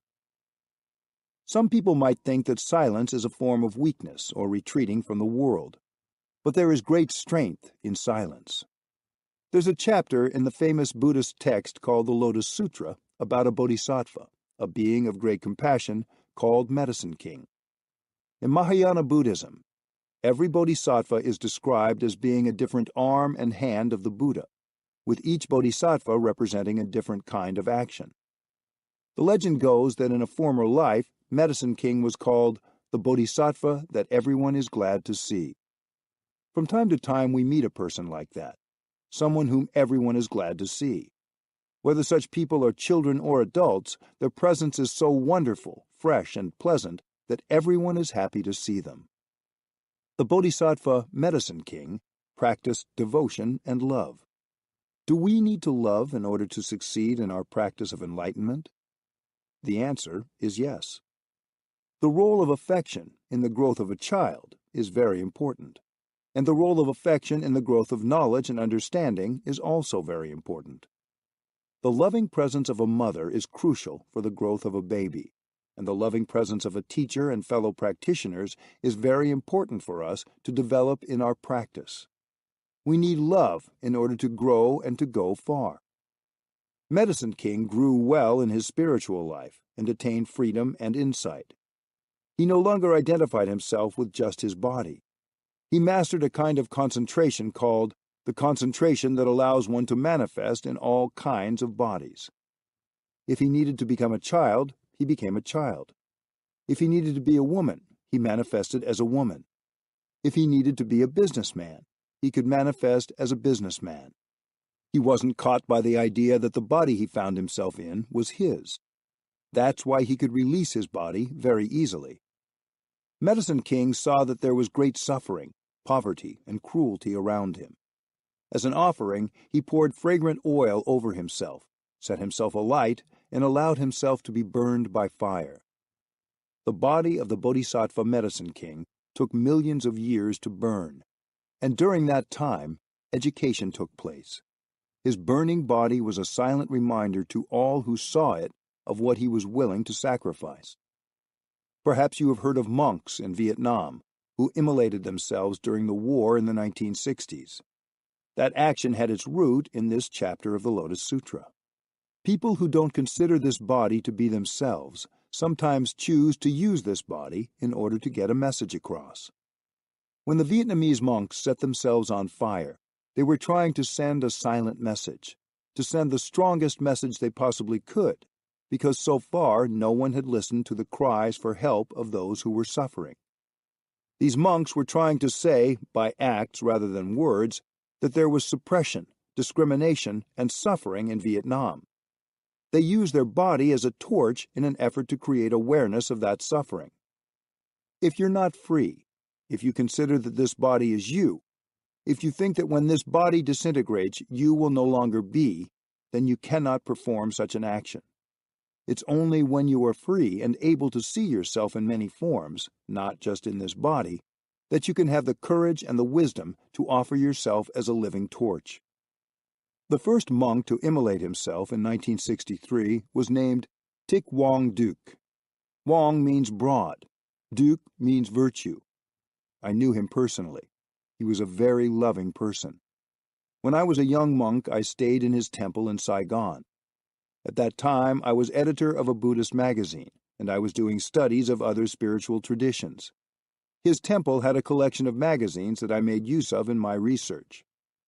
Thich Nhat Hanh wrote compassionate letters urging the president of South Vietnam to stop his persecution of the Buddhists. He was part of a larger movement of monastics and lay people who were organizing nonviolent responses to the increasing bloodshed. One day, Thich Nhat Hanh had himself driven in an old car to an intersection in Saigon. He got out of the car, poured gasoline over himself, sat down beautifully in the lotus position, and struck a match. 5 hours later, the image of him sitting engulfed in flames in the middle of the intersection was available everywhere in the world, and people learned about the suffering of the Vietnamese people. A month or two later, the regime was brought down by a military coup, ending that policy of religious discrimination and persecution. I was in New York at Columbia University giving a course on Buddhist psychology when I learned of Thich Nhat Hanh's death in the New York Times.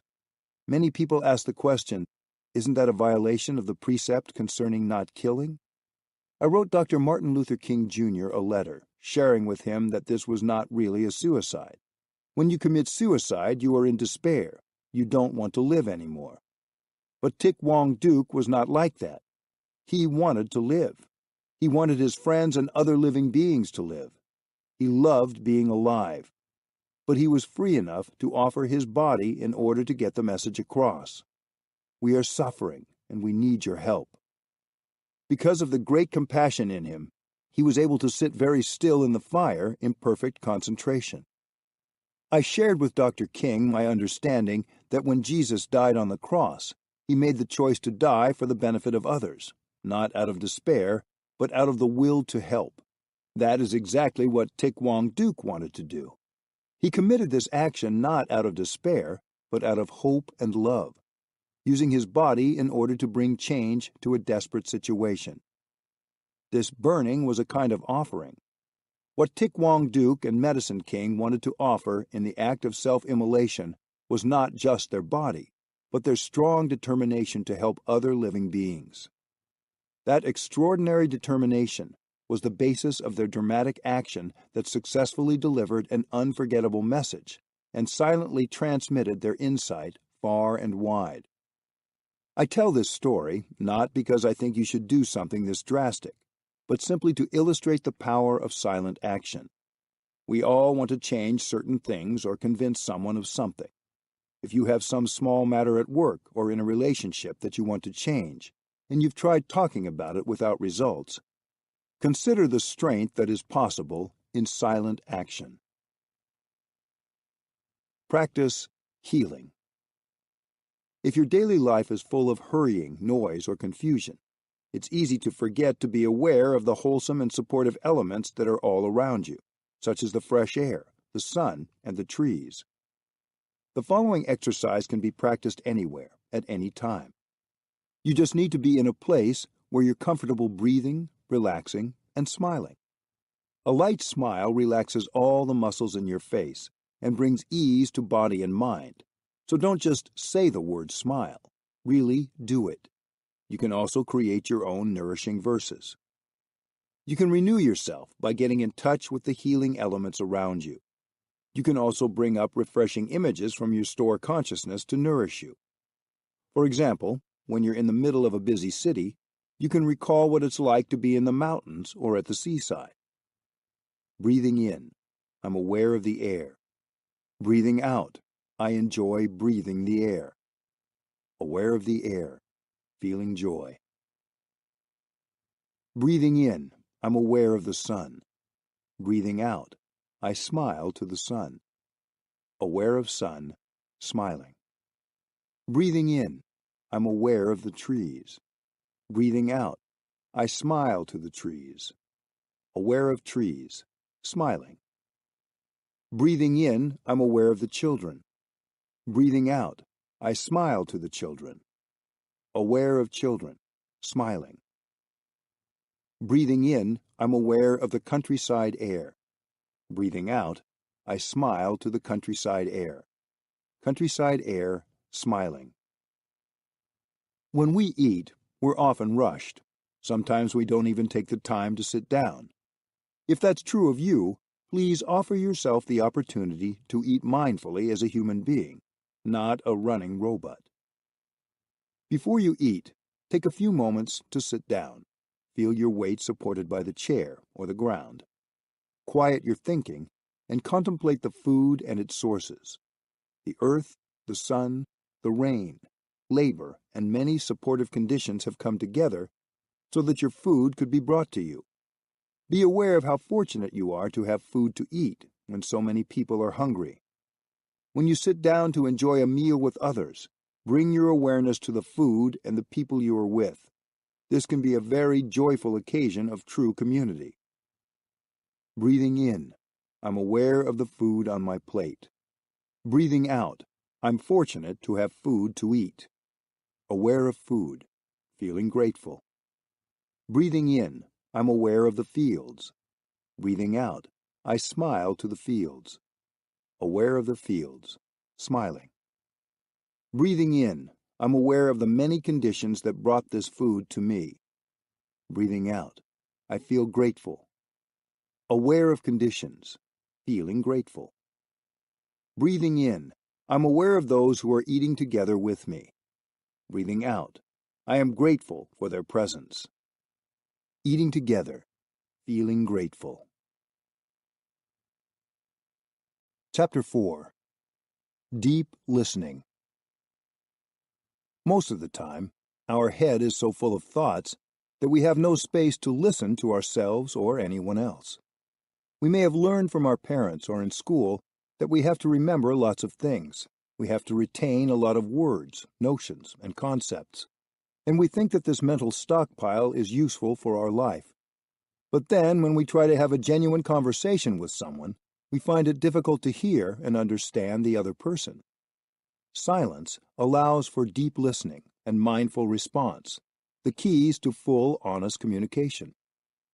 Many couples who have been together for a long time come to mindfulness practice because they can't hear each other anymore. Sometimes one of the partners will say to me, "It's no use, she doesn't listen," or "He won't ever change. Talking to him is like talking to a brick wall." But it may be that the complaining partner is the one who doesn't have the space to listen. Each of us wants our partner to understand us, yes, but we also need to have the ability to really understand them. Many of us are simply overloaded. We just don't seem to have the space for really hearing and understanding others. We may need to think a lot in our jobs, 8 or 9 hours a day, without stopping. We hardly ever give attention to our breathing or anything else but our thinking during this time. We believe that if we want to succeed, we can't afford to do anything other than that. Listening with ease. Recently, I met a woman from Paris who asked me for some guidance on her work as a kinesiologist. She wanted to know how she could most effectively do her job as a health advisor to bring the greatest benefit to her clients. If you have lightness and spaciousness in your heart, I told her, then your speech will carry deep insight, and that will bring true communication. I shared with her the following. In order to practice right speech, we need to first take the time to look deeply into ourselves and into whoever is in front of us, so that our words will be able to create mutual understanding and relieve the suffering on both sides. When we speak, of course, we are only saying what we think is correct, but sometimes, because of the way we say it, the listener can't take it in, so our words don't have the desired effect of bringing more clarity and understanding to the situation.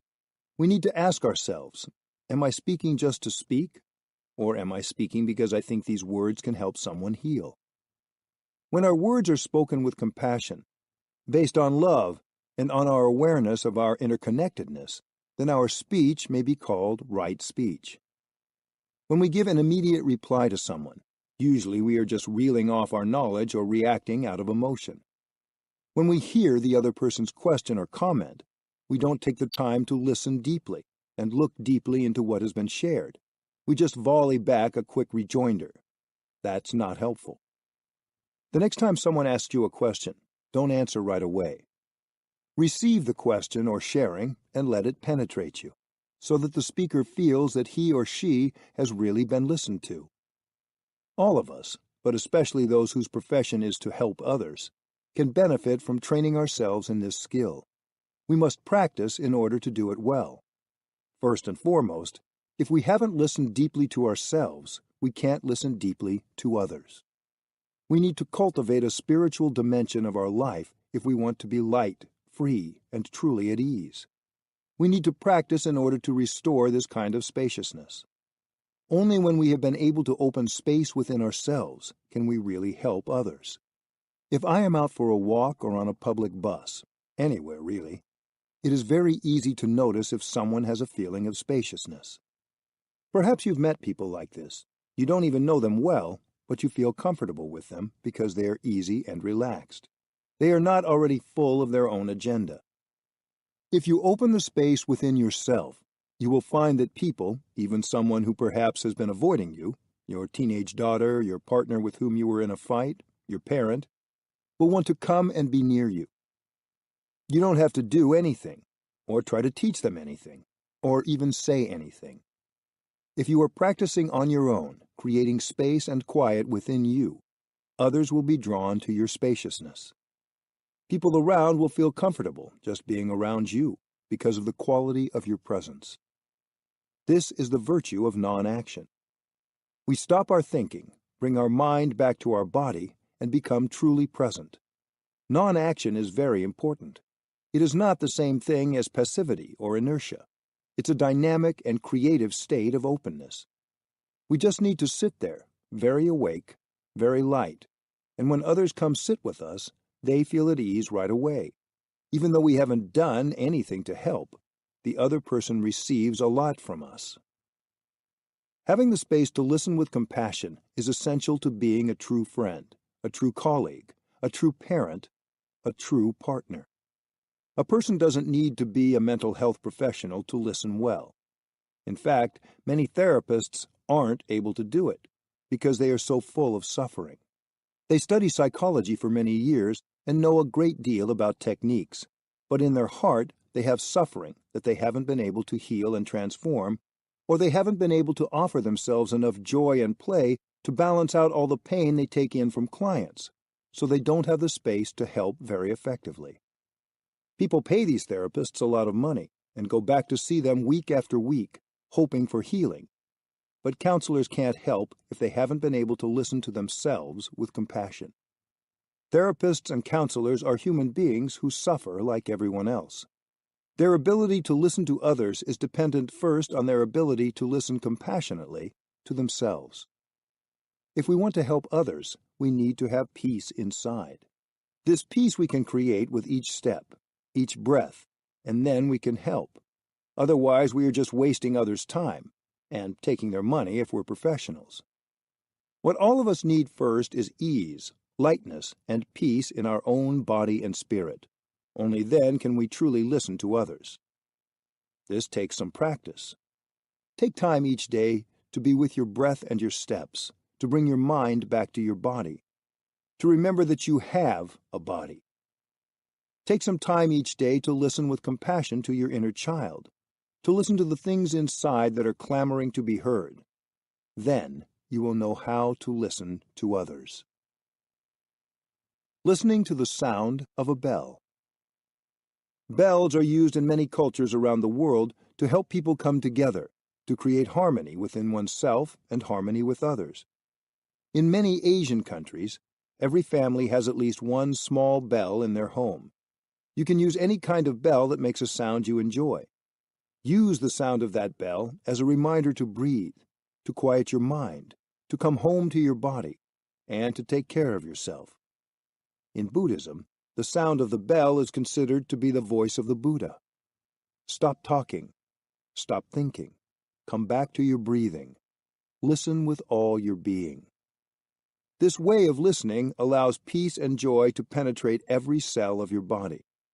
You listen not only with your ears, not only with your intellect. You invite all the cells in your body to join in listening to the bell. A bell doesn't take up much space. You could surely find room on a table or a shelf somewhere, no matter where you live, even if you share a small room. Before you invite the bell to come home with you, you must make sure that the sound of the bell is good. The bell doesn't need to be big, but the sound should be pleasant. Prepare yourself each time to listen and to receive the sound of the bell. Instead of striking the bell, invite the bell to sound. Look at the bell as a friend, an enlightened being that helps you wake up and come home to yourself. If you wish, you can set the bell on a small cushion, just like any other bodhisattva doing sitting meditation. As you listen to the bell, practice breathing in and releasing all the tension that's built up, releasing the habit of your body, and especially your mind, to run. Although you may be sitting down, very often you are still running within.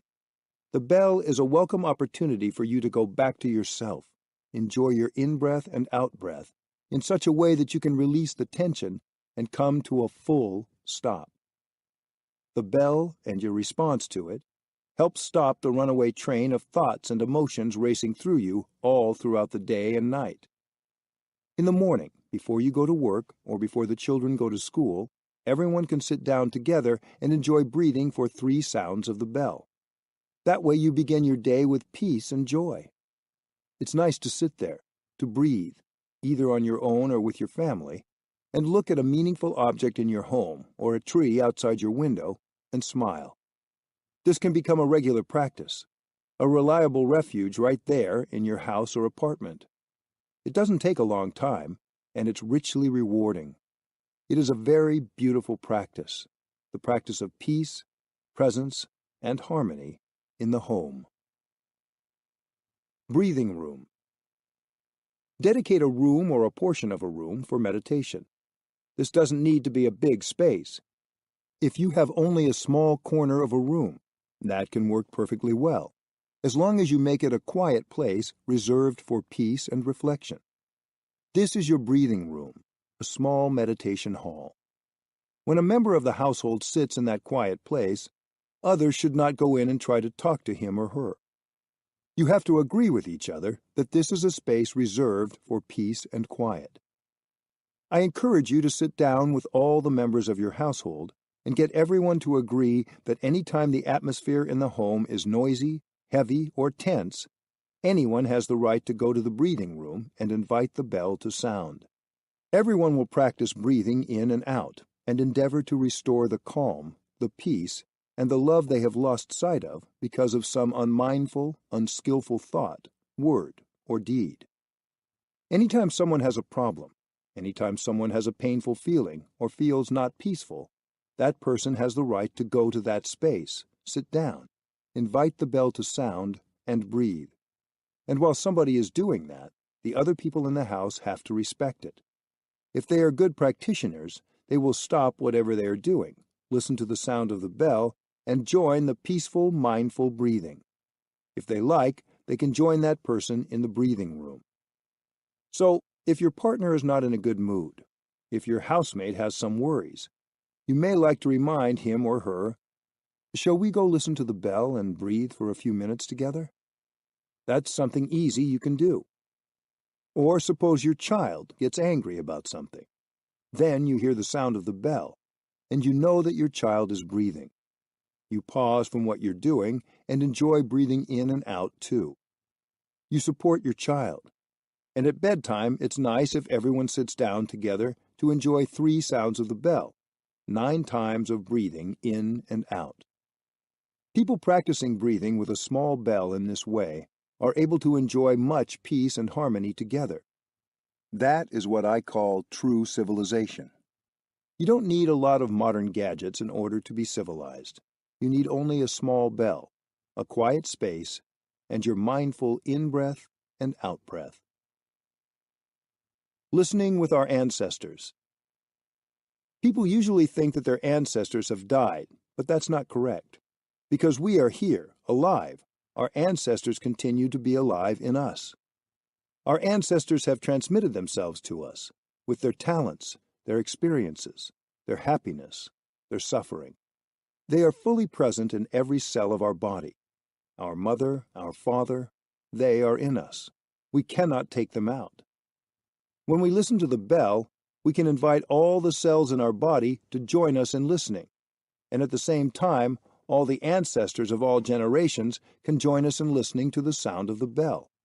If we know how to listen, peace can penetrate every cell of our body, and not only do we enjoy the peace, the relaxation, but all our ancestors in us get to enjoy the wonderful present moment. Perhaps in their lives, they had a lot of suffering and didn't have many opportunities for joy. In you, they have this opportunity. We generally think of listening as listening to those around us, but there are other kinds of listening. As we mentioned earlier, listening to ourselves is the first step in being able to listen well to others. What we find, if we listen within us, is no separate single voice, no separate self that simply appeared out of nowhere. This is one of the insights that come from practicing mindfulness. We discover how deeply connected we are with everyone who has come before us, so that we may manifest. We are a community of cells, and all our ancestors are within us. We can hear their voices. We just need to listen. Not caught in words. If we practice some time in silence each day, even if it's just a few minutes, we are much less prone to getting caught in words. Comfortable with practicing silence, we are free as a bird, in touch with the profound essence of things. Van Tong, one of the founders of Vietnamese Zen Buddhism, wrote, "Don't ask me anything more. My essence is wordless." To practice mindfulness of our speech, we have to be able to practice silence. Then we can examine carefully what our views are and what internal knots may be influencing our thinking. Silence is the best foundation for looking deeply. Confucius said, "The heavens do not say anything." Yet the heavens tell us so much if we know how to listen. If we listen from the mind of silence, every bird song and every whispering of the pine branches in the wind will speak to us. We all want to communicate with our loved ones, and there are many ways people communicate without words. Once we use words, we tend to turn them into labels that we think of as true. For example, words like chores, children, listen, man and woman bring to mind certain images or assumptions, and it can be hard to see the full and evolving picture beyond our mental constructs. If we truly want to communicate with our loved ones, we need to be aware of the nonverbal ways in which communication is taking place, whether consciously or unconsciously. A fast for our consciousness. Many cultures practice fasting for a specific period of time for religious holidays, for initiation rituals, or for other reasons. Other people fast for health reasons. This is worth doing, not only for our body, but for our consciousness as well. Every day we take in a multitude of words, images, and sounds, and we need some time to stop ingesting all those things and let our mind rest. A day without the sensory food of email, videos, books, and conversations is a chance to clear our mind and release the fear, anxiety, and suffering that can enter our consciousness and accumulate there. Even if you don't think you can take a whole day without media, you can take a small break, a sound pause, if you will. Most people nowadays seem unable to live without a soundtrack. As soon as they're alone, walking down the street, driving, sitting in a bus or train, or stepping out of the door, or even with their coworkers or their loved ones right in front of them, they try to fill up the tiniest bit of open mind space right away. If you decide to do just one solitary activity in true silence, whether it's being in the car, making breakfast, or walking around the block, you will be giving yourself a break from the constant stream of stimuli. I know a person who found that the type of music played in her supermarket made her very sad. The songs reminded her of a difficult time in her life, and she saw herself focusing on the memories and not on her shopping. When she realized this, she made a conscious and intelligent choice to take good care of her consciousness. Now she puts in earplugs every time she goes to the supermarket, in order not to be distracted and depressed by the music. You don't necessarily need to wear earplugs to have a sound fast. You can just take a few minutes each day that are deliberately quiet. Without words coming from outside or words swirling inside your mind, you have the chance to truly listen to yourself for a few minutes each day. This is a profound gift you can give to yourself that is also a gift to others, as it will help you listen more fully to them as well. Practice. The 4 mantras. Practicing the 4 mantras is something anyone and everyone can do, even children. These mantras help you to cultivate deep listening and presence in your relationship with yourself and your loved ones. A mantra is a kind of magic formula that can transform a situation right away. You don't have to wait for results. What makes this practice effective is your mindfulness and concentration. Without these elements, it won't work. To practice the mantras, it's crucial to quiet your thinking and to feel calm and spacious inside. Otherwise, you can't truly be there for the other person. Maintain that calm and spaciousness even when the other person responds. Especially when you practice the 3rd and 4th mantras. If the other person has something to say, be sure to follow your breathing and listen silently and patiently without judging or reacting.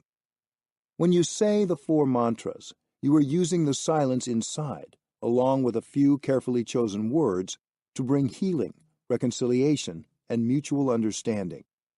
You are making space inside yourself and offering your spaciousness to the other person. The first mantra is, "Darling, I am here for you." When you love someone, you want to offer him or her the best you have, and that is your true presence. You can love only when you are here, when you are truly present. Simply saying the mantra doesn't make it so. You have to practice being here by mindful breathing or mindful walking or any other practice that helps you be present as a free person for yourself and for the person you love. Use this mantra with yourself first, to come back to yourself and create the silence and space inside that allow you to truly be present for the other person and to authentically say the mantra. The second mantra is, "Darling, I know you are there and I am very happy." To love means to acknowledge the presence of the person you love. This can be done only after you have prepared yourself to say the previous mantra. Unless you are 100% here, you can't fully recognize another's presence, and that person may not feel truly loved by you. When you are present and mindful, you are able to notice when the person you love suffers. In that moment, practice deeply to be fully present. Then go to him or her and pronounce the 3rd mantra. "Darling, I know you suffer. That's why I am here for you." When people suffer, they want the person they love to be aware of their suffering. That's very human and natural. If the person they love isn't aware of or ignores their suffering, they suffer much more. So use this mantra to communicate your awareness. It will be a great relief to the other person to know that you recognize his or her suffering. Even before you do anything to help, that person will suffer less already. The 4th mantra, which you won't need often, but is powerful when you do need it, is, "Darling, I suffer. Please help." It is practiced when you yourself suffer, especially when you believe that your suffering has been caused by the other person. When that person is the one you love most, you suffer even more. So you go to that person with your full mindfulness and concentration and pronounce the 4th mantra. "Darling, I suffer so much. Please help me." This can be difficult, but you can do it. It just takes some training. When you suffer, you tend to want to be alone. Even if the other person tries to approach and to reconcile, you're reluctant to let go of your anger. This is very normal and human. But when we love each other, we do need each other, especially when we suffer. You believe that your suffering comes from him or her. But are you really so sure? It's possible that you're wrong. Maybe he or she didn't intend to hurt you. Maybe you've misunderstood or have a wrong perception. Don't rush into saying this mantra. When you're ready, go to the other person. Breathe in and out deeply and become yourself 100%. Then say the mantra with all your heart. You may not want to do it. You may want to say you don't need the other person. Your pride has been deeply hurt after all. But don't let pride stand between you and the person you love. In true love, there is no room for pride. If pride is still there, you know that you have to practice to transform your love into true love. Regularly practicing walking meditation, sitting meditation, and breathing in and out mindfully in order to restore yourself will also help train you so that you are prepared to use the fourth mantra the next time you suffer. Chapter 5. The Power of Stillness. I remember a time in Hue, Vietnam, in 1947, when I was living as a student at the Buddhist Institute of Bao Guoc Temple, not too far from my root temple, the temple where I had been ordained into monastic life and where I normally lived. At that time, the French army occupied the whole region and had set up a military base in Hue. We often had gunfire around us between French and Vietnamese soldiers. People living high in the hills had set up small fortresses for protection. There were nights when the villagers shut themselves in their homes, bracing against the barrage. In the morning when they awoke, they sometimes found corpses from the battle of the previous night, with slogans written in whitewash mixed with blood on the road.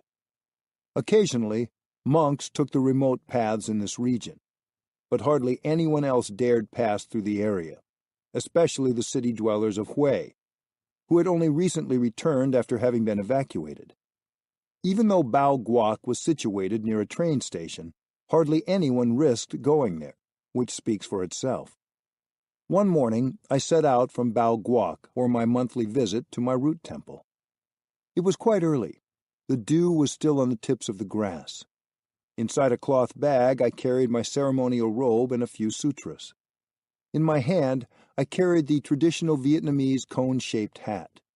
I felt light and joyful at the thought of seeing my teacher, my monastic brothers, in the ancient venerated temple. I had just gone over a hill when I heard a voice call out. Up on the hill above the road, I saw a French soldier waving. Thinking he was making fun of me because I was a monk, I turned away and continued walking down the road. But suddenly I had the feeling that this was no laughing matter. Behind me I heard the clomping of a soldier's boots running up behind me. Perhaps he wanted to search me. The cloth bag I was carrying could have looked suspicious to him. I stopped walking and waited. A young soldier with a thin, handsome face approached. "Where are you going?" he asked in Vietnamese. From his pronunciation, I could tell that he was French and that his knowledge of Vietnamese was very limited. I smiled and asked him in French, "If I were to reply in Vietnamese, would you understand?" When he heard that I could speak French, his face lit up. He said he had no intention of searching me, and that he only wanted to ask me something. "I want to know which temple you're from," he said. When I told him I was living at Bao Guoc Temple, he seemed interested. "Bao Guoc Temple," he repeated. "Is that the big temple on the hill near the train station?" When I nodded, he pointed up to a pump house on the side of the hill, his guard post apparently, and said, "If you're not too busy, please come up there with me so we can talk for a little while." We sat down near the pump house, and he told me about the visit he and 5 other soldiers had made 10 days earlier to Bao Guoc Temple. They had gone to the temple at 10 that night in search of Vietnamese resistors, Viet Minh, who were reportedly gathering there. We were determined to find them. We carried guns. The orders were to arrest and even kill if necessary. But when we entered the temple, we were stunned. Because there were so many Viet Minh? "No, no," he exclaimed. "We wouldn't have been stunned if we had seen Viet Minh. We would have attacked no matter how many there were." I was confused. "What surprised you?" "What happened was so unexpected. Whenever we did searches in the past, people would run away or be thrown into a state of panic. People have been terrorized so many times that they run away in fear," I explained. "I myself don't make a habit of terrorizing or threatening people," he replied. "Perhaps it's because they have been harmed by those who came before us that they are so frightened." But when we entered the Bao Guoc Temple grounds, it was like entering a completely deserted place. The oil lamps were turned very low. We deliberately stomped our feet loudly on the gravel, and I had the feeling that there were many people in the temple, but we couldn't hear anyone. It was incredibly quiet. The shouting of a comrade made me uneasy. No one replied. I turned on my flashlight and aimed it into the room we thought was empty, and I saw 50 or 60 monks sitting still and silent in meditation. "That's because you came during our evening sitting period," I said, nodding my head. "Yes, and it was as if we'd run into a strange and invisible force," he said. We were so taken aback that we turned and went back out to the courtyard. The monks just ignored us. They didn't raise a voice in reply, and they didn't show any sign of panic or fear. They weren't ignoring you. They were practicing concentrating on their breath. That was all. I felt drawn to their calmness, he admitted. It really commanded my respect. We stood quietly in the courtyard at the foot of a large tree and waited for perhaps half an hour. Then a series of bells sounded, and the temple returned to normal activity. A monk lit a torch and came to invite us inside, but we simply told him why we were there and then took our leave. That day, I began to change my ideas about the Vietnamese people. There are many young men among us, he continued. We are homesick.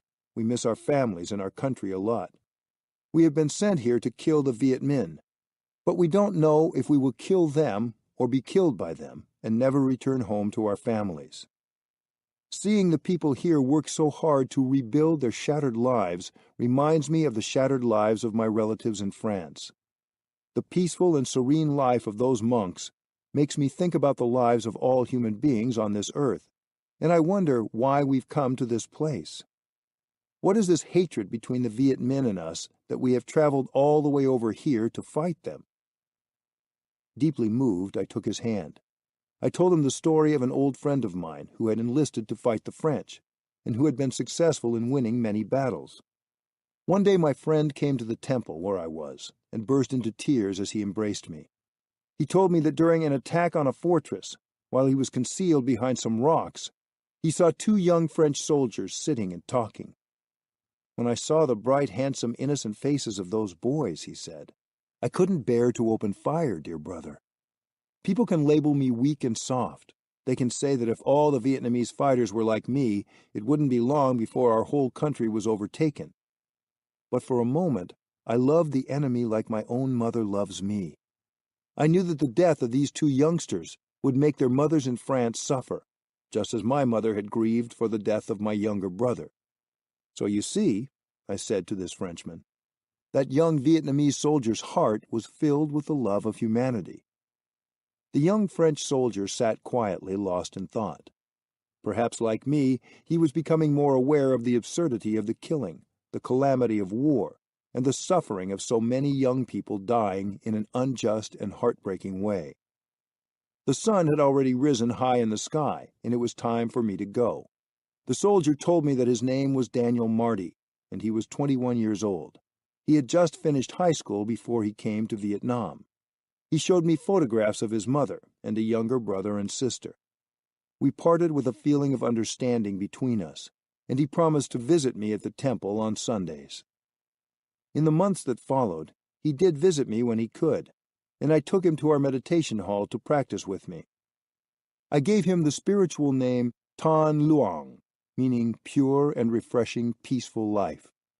I taught him Vietnamese. He knew only the few phrases that he'd been taught by the military, and after a few months we were able to converse a little in my native tongue.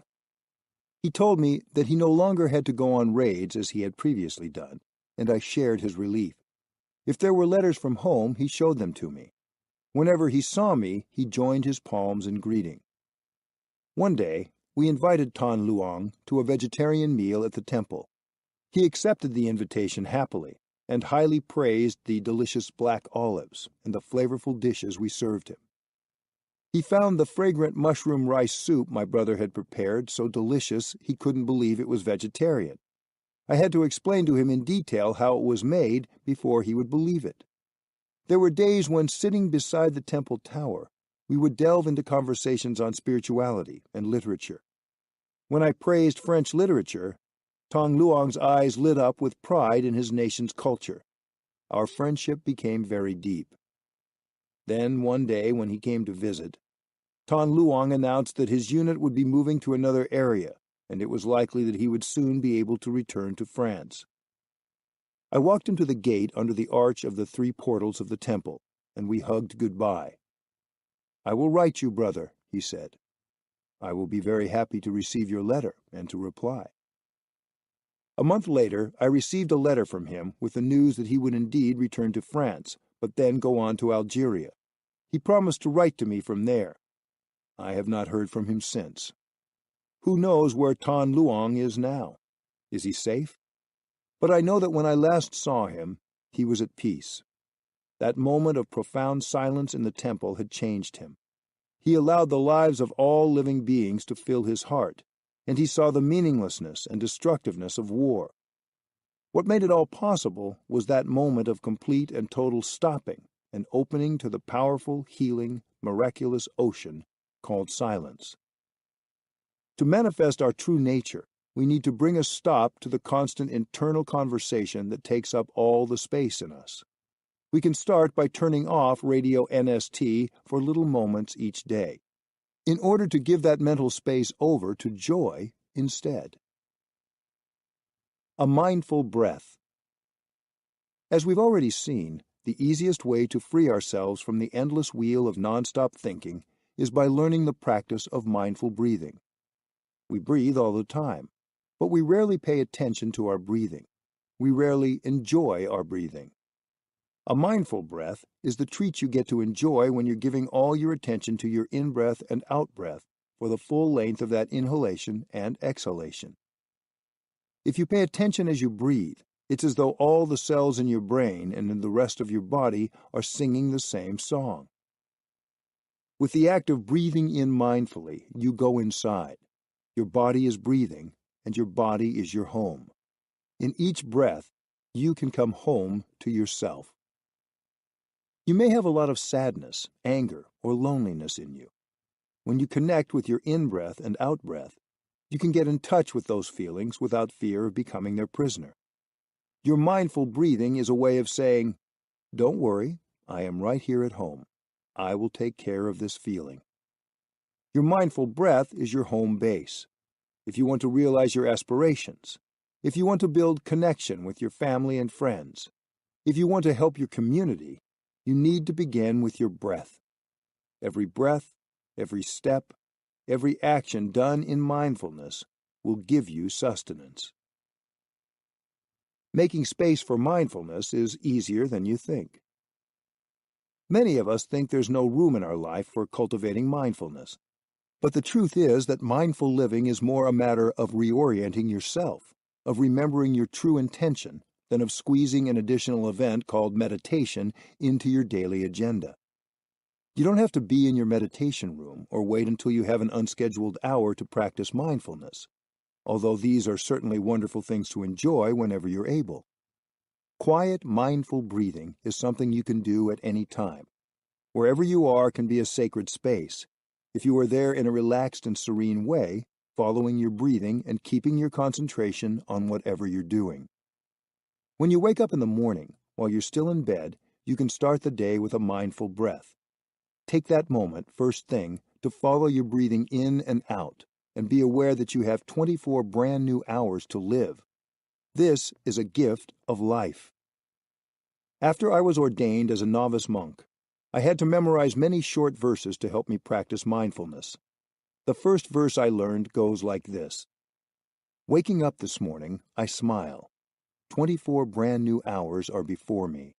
I vow to live them deeply and learn to look at everything around me with the eyes of compassion." As you can hear, there are 4 lines.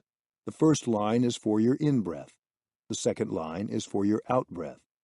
The third line is for your next in-breath, and the fourth line is for your out-breath. As you breathe, you use the verse to focus your attention on the sacred dimension of what you're doing. You want to live the 24 hours that are given you in such a way that peace and happiness are possible. You are determined not to waste your 24 hours, because you know that those 24 hours are a gift of life, and you receive that gift anew every morning. If you can sit comfortably, sitting meditation is a wonderful way to practice mindful breathing. Many people cannot allow themselves the time to sit and do nothing but breathe. They consider it to be uneconomical or a luxury. People say time is money, but time is much more than money. Time is life. The simple practice of sitting quietly on a regular basis can be profoundly healing. Stopping and sitting is a good way to focus on mindful breathing and nothing else. Just as you can choose to turn off the television when you eat, You can turn off radio nonstop thinking at mealtimes by paying attention to your breath, your food, and the people you're eating with. When you're cleaning the kitchen or washing dishes, you can do those tasks in an awakened way, in a spirit of love, joy, and gratitude. When you brush your teeth, you can choose to do it in mindfulness. Don't think of other things. Just focus your attention on brushing your teeth. You spend maybe 2 or 3 minutes brushing your teeth. During that time, you can be mindful of your teeth and of your brushing. Brushing your teeth like that can bring happiness. When you go to the toilet, it's also possible to enjoy that time. Mindfulness can change your relationship to everything. It can help you be truly present and really enjoy whatever you are doing. Practicing mindful walking is another opportunity to create moments of happiness and to heal, as we heard earlier. Every time you take a step, as you breathe in and out, you can relish the sensation of your feet making contact with the earth. When you take a step in mindfulness, you come back to yourself. Each step helps you connect with your body. It brings you home to the here and now. So when you walk from the parking lot or the bus stop to your workplace, when you walk to the post office or grocery store, why not go home with every step? In any activity, every time you're quiet and aware, you have the chance to connect with yourself. Most of the time we walk and we don't know that we're walking. We're standing there, but we don't know that we're there. Our mind is miles away. We're alive, but we don't know that we're alive. We're continually losing ourselves. So quieting your body and mind and sitting just to be with yourself is an act of revolution. You sit down and you stop that state of vacancy, of losing yourself, of not being yourself. When you sit down, you can come back and connect with yourself. You don't need an iPhone or a computer to do that. You just need to sit down mindfully and breathe in and out mindfully, and in a few seconds, you're back in touch with yourself. You know what's going on in your body, in your feelings, in your emotions, and in your perceptions. You are already home, and you can take good care of home. Perhaps you have been away from home for a long time, and home has become a mess. How many mistakes have you made as a result of ignoring how your body was feeling? What emotions were coming up inside? What erroneous perceptions were driving your thinking and your speech? Truly going home means sitting down and being with yourself, reconnecting with yourself, and accepting the situation as it is. Even if it is a mess, you can accept it. And that is the starting point for reorienting yourself so you can move forward in a more positive direction. I think often of Tan Luang, who was able to have that moment of deep silence in the temple and then bring it back with him into the chaos of war. Even if we are deep in our own particular kind of chaos, we can always find space for some silence each day that helps us find peace in the situation as it is, and may even show us a new path out of the mess. Once, I held a retreat at a monastery in the mountains of Northern California. At the beginning of the retreat, there was a large wildfire nearby. While we were practicing sitting and walking meditation, we could hear the sound of many helicopters. It wasn't exactly a pleasant sound.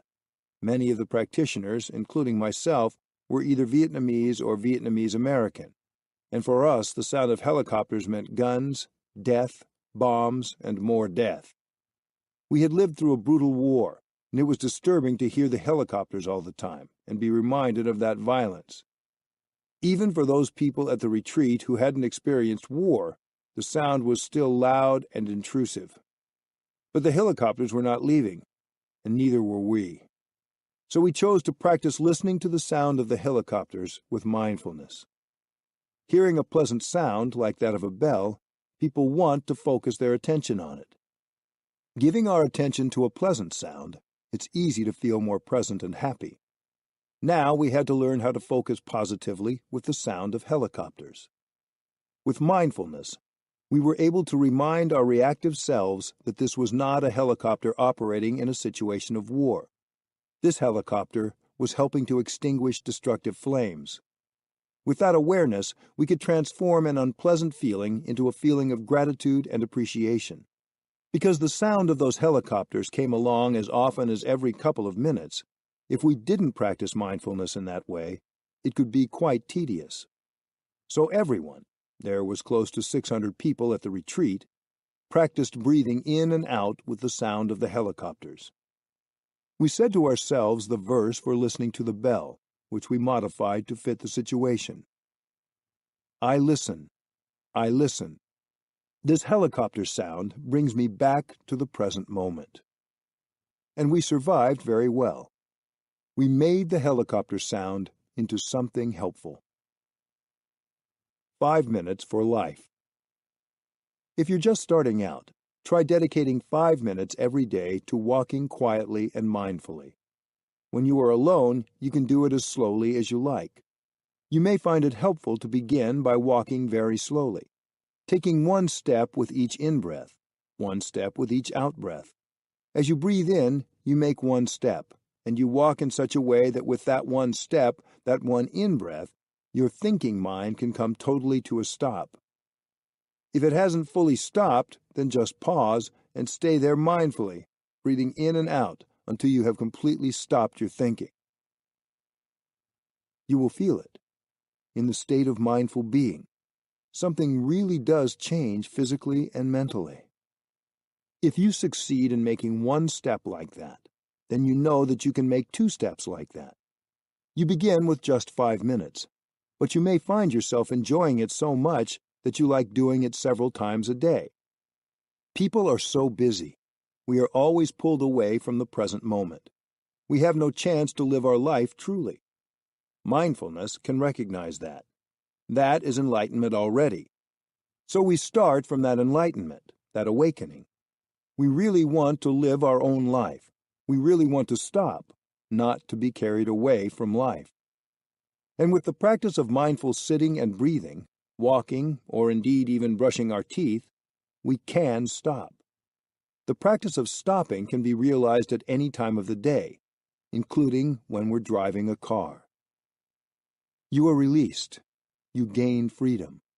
And with that kind of freedom, with that kind of release, healing becomes possible. Life becomes possible. Joy becomes possible.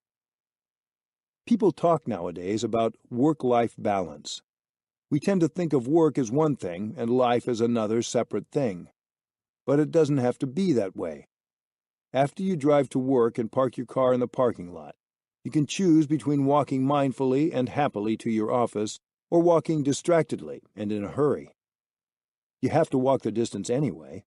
If you know how to walk, how to be there for yourself as you walk, then from the parking lot to your office, every step can bring you joy and happiness. You can release the tension in your body with every step. You can touch the wonders of life with every step. When you walk mindfully, you invest 100% of yourself in the walking. You become aware of every step. It's you who are consciously walking. It's not the habit energy pulling you. You retain your sovereignty. You are the king or queen who decides. You walk because it is your intention to walk, and in every step you have freedom. You take each step purposefully, and each mindful step brings you in touch with the wonders of life that are available in the here and now. Walking like that, you invest the entirety of your body and your mind in every step. That is why, when walking, you do not think. If you think, the thinking will steal your walking from you. You do not talk, because talking will take the walking away from you. Walking like that is a pleasure. When mindfulness and concentration are alive in you, you are fully yourself. You don't lose yourself. You walk like a Buddha. Without mindfulness, you may think of walking as an imposition, a chore. With mindfulness, you see walking as life. Similarly, when you wash dishes after dinner, it is how you wash the dishes that determines whether it is drudgery or whether it is a moment of real life. There is a way to wash dishes that helps you enjoy every minute. When you mop the floor, when you cook your breakfast, if you know how to do it in mindfulness, then it's life, not work. People who are fixated on separating life from work spend the majority of their lives not living. We need to find ways to bring mindfulness, space, and joy into all our activities. not just when we're doing something that seems like play or like meditating. If we bring mindfulness into each part of our day 5 minutes at a time, our imagined divide between life and work disappears, and every part of our day is time for ourselves. Practice. Walking meditation. People say it is a miracle to walk on air, on water, or on fire. But for me, walking peacefully on Earth is the real miracle. Mother Earth herself is a miracle. Each step is a miracle. Taking conscious steps on our beautiful planet can bring healing and happiness. Walking meditation is a wonderful way to come back to the present moment and come back to life. When you practice walking meditation, be fully aware of your foot, the ground, and the connection between them. Let your breathing be natural and match your steps to your breath, not the other way around. Take a few steps for each in-breath and a few steps for each out-breath. The out-breath tends to be longer, so you may need more steps for it. At certain times and in appropriate places, perhaps where there aren't too many people, it can be especially healing to walk slowly, taking one step for each in-breath and one step for each out-breath. With each in and out breath, say, in, then out, or arrived, then home. With every step, you will arrive in your true home, the present moment. If you feel lost, if you're in the midst of a chaotic situation, or even if you're just feeling a little bit lazy, don't worry. You don't need to make any effort to practice mindful breathing, sitting, or walking. The breathing itself is enough. The sitting is enough. The walking is enough. Let yourself become one with the action.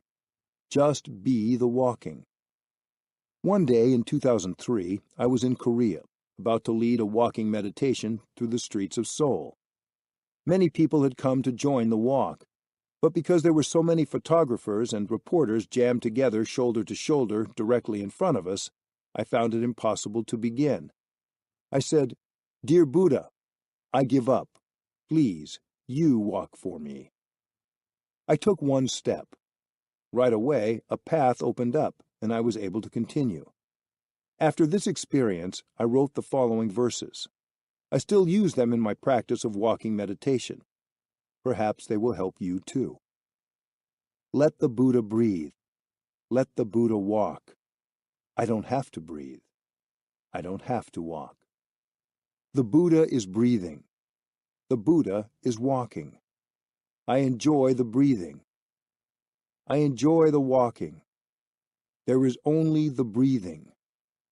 There is only the walking. There is no breather. There is no walker. Chapter 6. Paying Attention. The more often we're able to practice coming home to ourselves, and the more time we spend in mindfulness, the more we are going to become aware of our own suffering. Even though mindful breathing and quiet do put us in touch with joy, they are also likely to bring us in contact with pain, especially at first, as we become more conscious of the suffering we have been hiding from. We have a natural tendency to want to run away from suffering, but without any suffering, we can't fully develop as human beings. When we approach suffering in that way, we actually end up suffering much less, and the suffering can transform itself more easily.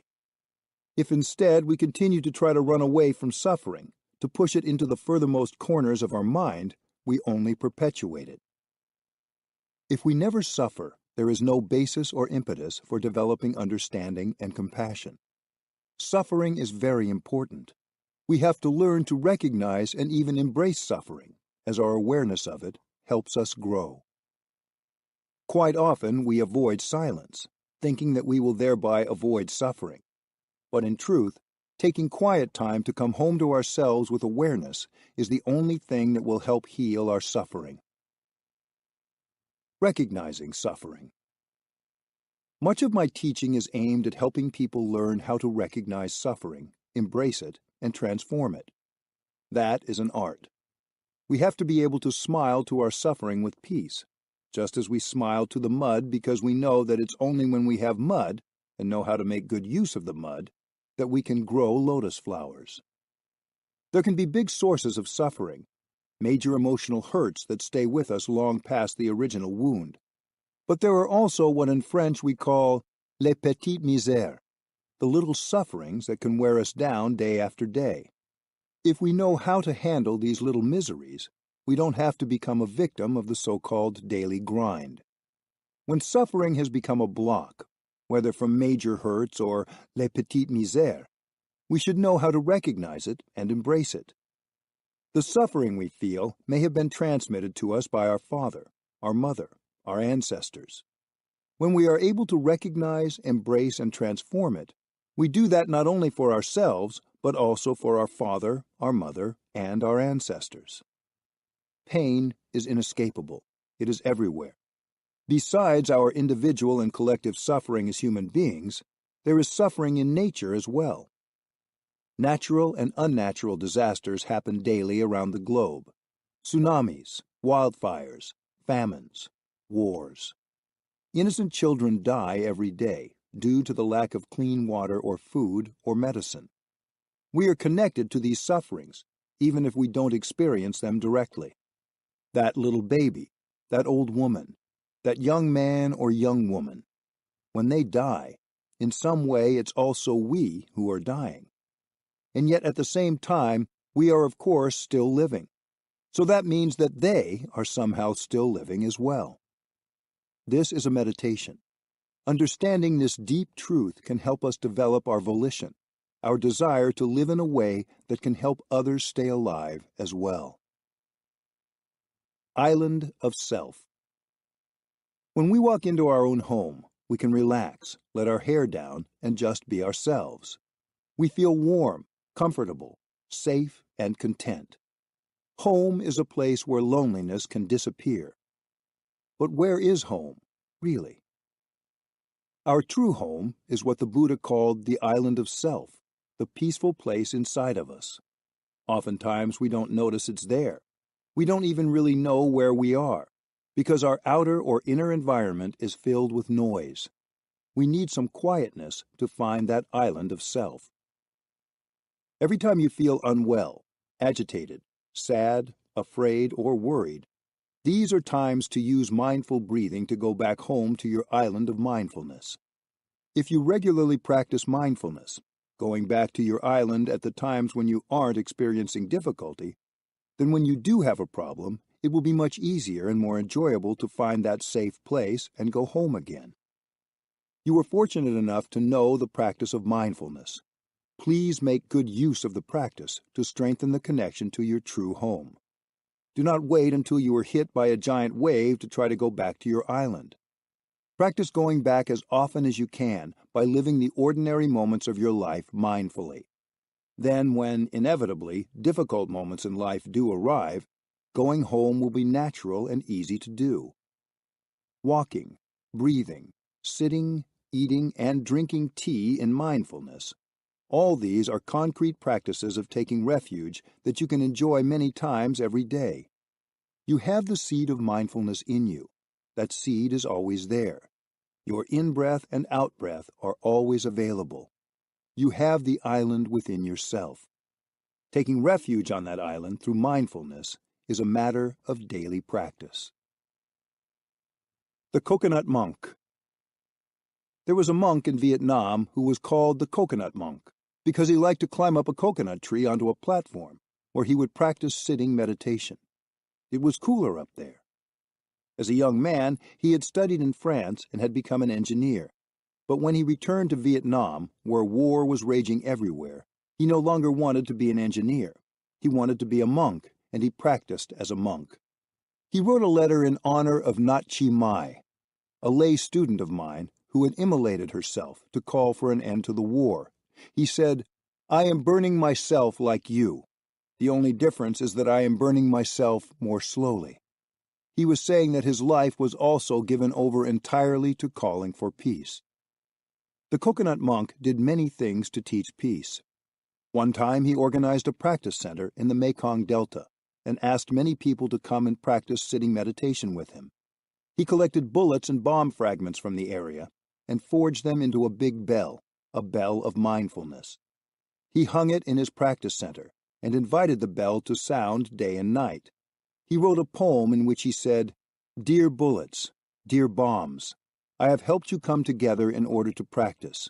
In your former life you have killed and destroyed, but in this life you are calling out to people to wake up to humanity, to love, to understanding." He invited that bell every night and every morning. The bell's very existence was a symbol of how transformation was possible. One day he went to the presidential palace, wanting to deliver a message of peace. The guards wouldn't allow him to enter. When talking with them didn't work, the monk became silent. He settled in and slept just outside the palace gate. He had brought a cage with him, and in that cage were a mouse and a cat who had learned to be friends. The cat did not eat the mouse.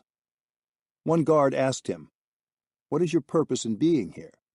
The coconut monk said, "I want to show the president that even a cat and a mouse can live peacefully together." He wanted everyone to ask themselves, if even cat and mouse can live in peace, why not we humans? The coconut monk spent a lot of time alone and in silence. His volition, his desire, was to be part of creating a more peaceful environment for the country. And to do that, he needed to be very clear and not distracted. Some people might say he was crazy, but I don't think he was. I think he was an activist for peace, who was very solidly at home in the island of himself. Solitude. When people hear the phrase, the island of self, they often think it means they have to live alone and have to shut people and everything else out of their life. But this practice, this kind of living alone, doesn't mean there's no one around you. It only means that you are established firmly in the here and now. You are aware of everything that is happening in the present moment. You use your mindfulness to become aware of everything, of every feeling, every perception in yourself, as well as what's happening around you in your community. You are always with yourself. You don't lose yourself. That is the deeper way of living a life of solitude.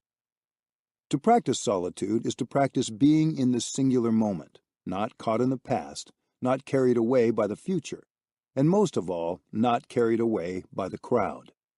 You don't have to go to the forest. You can live with people. You can go to the grocery store. You can walk with others, and you can still enjoy silence and solitude. In today's society, with so many things around you clamoring for your attention and your reaction, that inner solitude is something you have to learn. It is good to spend some time physically alone each day as well. You might think that you can be joyful only when you are with other people, talking and laughing and playing around. But joy and happiness can be very great in solitude as well, so deep that you are more able to share. If you have deep joy and happiness developed in solitude, then you have a lot to give. Without the capacity for being alone, you become more and more depleted. And when you don't have enough nourishment for yourself, you don't have much to offer others. That's why learning to live in solitude is important. Each day, devote some time to being physically alone, because that makes it easier to practice nourishing yourself and looking deeply. That doesn't mean it's impossible to practice being alone and looking deeply when you're with a crowd of people. It is possible. Even if you're sitting in the marketplace, you can be alone and not be carried away by the crowd. You are still yourself, still the master of yourself. Likewise, you can still be yourself even if you are in a lively group discussion, and even if there is a strong collective emotion. You can continue to dwell safely and solidly in your own island. These are the two dimensions of solitude, and they are both important. The first is to be alone physically. The second is to be able to be yourself and stay centered even in the midst of a group. It is because you are comfortable in solitude that you can be in communion with the world. I feel connected to you because I am fully myself. It's simple. To really relate to the world, you have to first go back and relate to yourself. Freedom from habit energy. All of us have blocks of habit energy inside us. Habit energy is the unconscious energy that causes us to repeat the same behavior thousands of times. Habit energy pushes us to run, to always be doing something, to be lost in thoughts of the past or the future, and to blame others for our suffering. It interferes with our ability to be peaceful and happy in the present moment. Habit energy has been transmitted to us by many generations of ancestors, and we continue to reinforce it. It is very powerful. We are intelligent enough to know that if we do this particular thing, if we make that accusatory remark, we will cause damage in our relationship. We don't want to make that remark or do that thing, yet when we find ourselves in a tense situation, we say or do the very thing we know will be destructive. Why? Because it's stronger than we are. Habit energy pushes us all the time. That is why mindfulness practice aims at liberating ourselves from habit energy. I remember sitting on the bus one day in India with a friend. We were visiting Dalit communities. Together, we traveled to many Indian states to offer days of mindfulness practice and public lectures and retreats. The landscape outside the window of the bus was beautiful, with palm trees, temples, buffalo, and rice fields. I was enjoying looking at everything, but my friend seemed very tense. Clearly, he was not enjoying it as I was. He was struggling. I said, "My dear friend, there is nothing for you to worry about now. I know that your concern is to make my trip pleasant and to make me happy, but I am happy right now, so enjoy yourself, sit back, smile. The landscape is very beautiful." He said, "Okay," and he sat more comfortably in his seat. But when I looked over at him again just a few minutes later, he was as tense as before. He was still worrying, fretting, and fidgeting. He couldn't let go of the struggle, that struggle that had been going on for many thousands of years. He was not capable of dwelling in the present moment and touching life deeply in that moment, which was my practice and still is my practice. You see, he had been an untouchable himself. Now he had a family, a beautiful apartment to live in, and a good job, but he still carried all the habit energy, the suffering of all his ancestors in the past many thousands of years. He struggled during the day, and he struggled during the night, even in his dreams. He was not capable of letting go and relaxing. Our ancestors may have been luckier than his were, but many of us are haunted and restless just the same. We do not allow ourselves to relax, to be in the here and now. Why must we run and run, even when we're preparing our breakfast, even while eating our lunch, while walking, while sitting? There is something pushing us, pulling us all the time.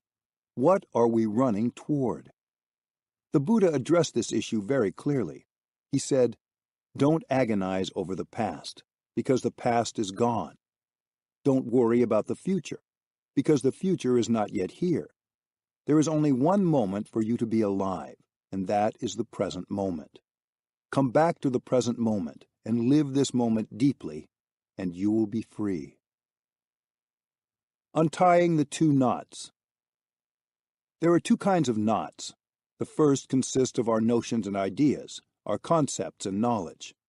Everyone has notions and ideas, but when we get stuck in them, we're not free, and we have no chance to touch the truth in life. The second kind of knot is our afflictions and habits of suffering, such as fear, anger, discrimination, despair, arrogance. They must be removed in order for us to be free. These two knots, which are etched deeply into our brain and consciousness, bind us and push us to do things we don't want to do. They make us say things we don't want to say. So we're not free.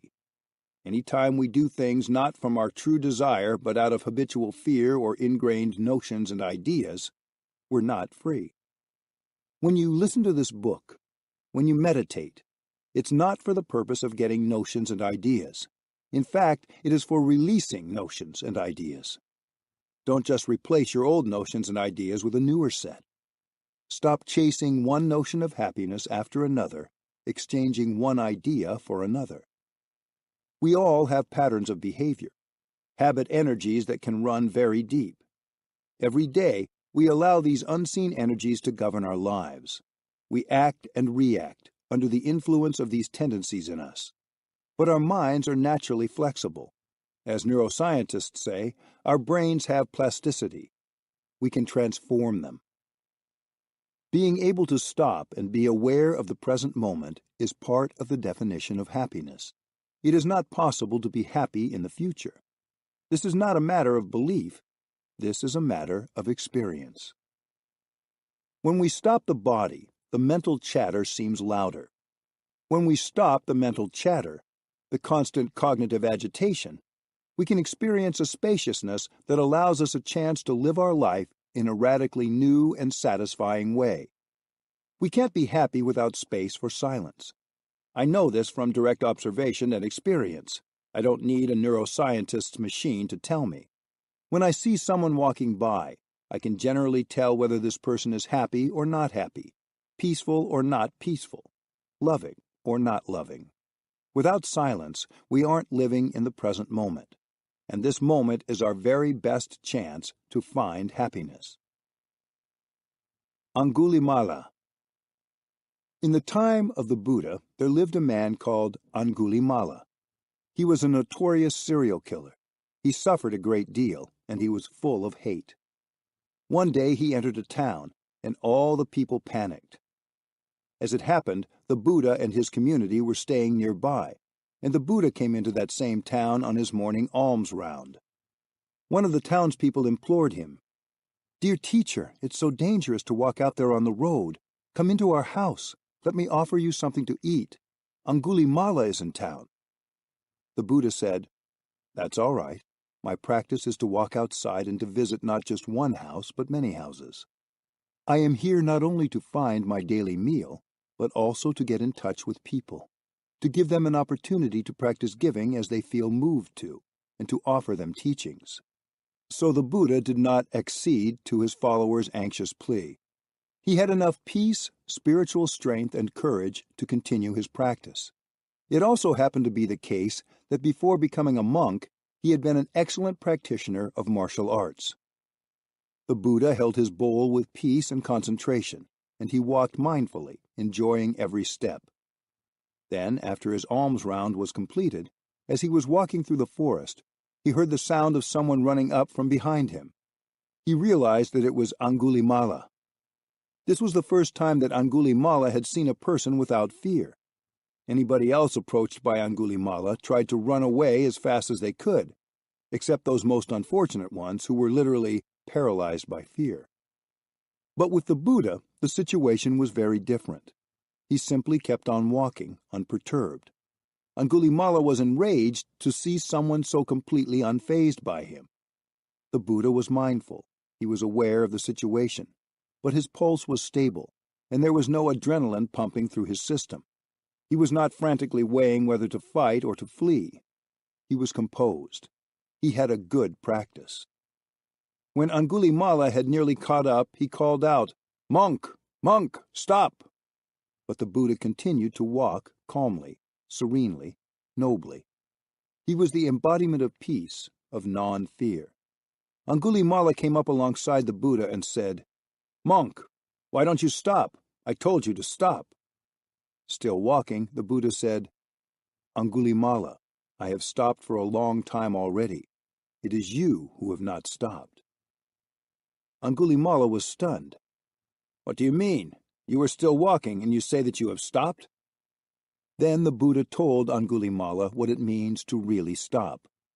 The Buddha said, "Angulimala, it's not good to go on as you are doing. You know that you are causing a lot of suffering to yourself as well as to many other people. You have to learn how to love." "Love? You're talking to me about love?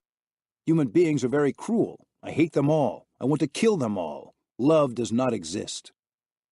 The Buddha said gently, "Angulimala, I know that you have suffered a great deal, and your anger, your hate is very big. But if you look around, you can see kind, loving people. Have you met any of the monks and nuns in my community? Have you met any of my lay students? They are very compassionate, very peaceful. No one can deny it. You should not blind yourself to the truth that there is love, that there are people who are capable of love. Angulimala, stop." Angulimala replied, "It's too late. It's much too late now for me to stop. Even if I tried, people would not allow me to. They would slay me in an instant. I can't ever stop if I want to survive." The Buddha said, "Dear friend, it's never too late. Stop now. I'll help you as a friend, and our Sangha will protect you." Upon hearing that, Angulimala cast off his sword, knelt down, and asked to be accepted into the Sangha, the community of the Buddha. He became the most diligent practitioner in the community. He transformed totally and became an utterly gentle person, the embodiment of non-violence. If Angulimala could stop, then all of us can do it. None of us is more busy, more anxious, more crazed than this murderer was. We can't find the peace of silence without stopping. Running faster and faster, pushing ourselves harder, will never bring it within our reach. We won't find it anywhere but here. The moment we're able to really stop, both the movement and the internal noise, we begin to find a healing silence. Silence is not a deprivation, an empty void. The more space we make for stillness and silence, the more we have to give both to ourselves and to others. Practice: the island of self. When the Buddha was stricken with his last illness, he knew that many of his disciples would feel lost when he died. So he taught them to not rely on anything outside themselves, but to take refuge in the island of self. When you practice conscious breathing and produce mindfulness in yourself, you go back and discover the teacher within, pointing you toward the island of self. Your island contains birds, trees, and streams, just like the mainland. There's ultimately no real dividing line between inside and outside. If you're not there, if you're not truly yourself on your island, there can be no real contact with the world outside. Getting in touch deeply with the inside, you get in touch with the outside also, and vice versa. Genuine connection is possible only when you have enough mindfulness and concentration. So going back to your island means, first of all, generating mindfulness and concentration. In Plum Village, we have a song called "The Island of Self." You might like to use it as a guided meditation as you sit or walk in mindfulness. Breathing in, I go back to the island within myself. There are beautiful trees within the island. There are clear streams of water.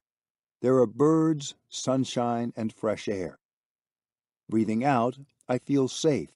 I enjoy going back to my island. Chapter 7. Cultivating Connection.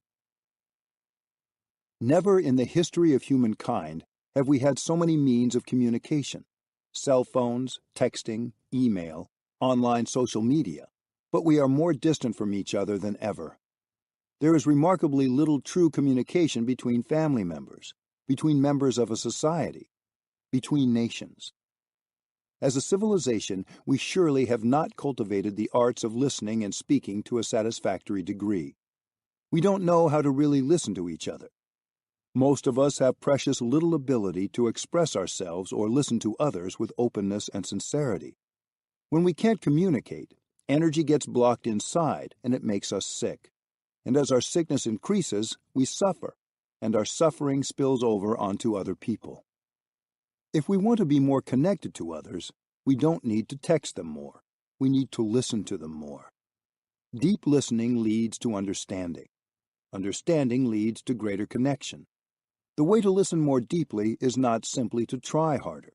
Rather, it is to take time in practice that starts with silence. That is, with quieting our internal radio non-stop thinking. Staying connected through mindfulness. We all crave connection, and many of us try to find it through our phones or email.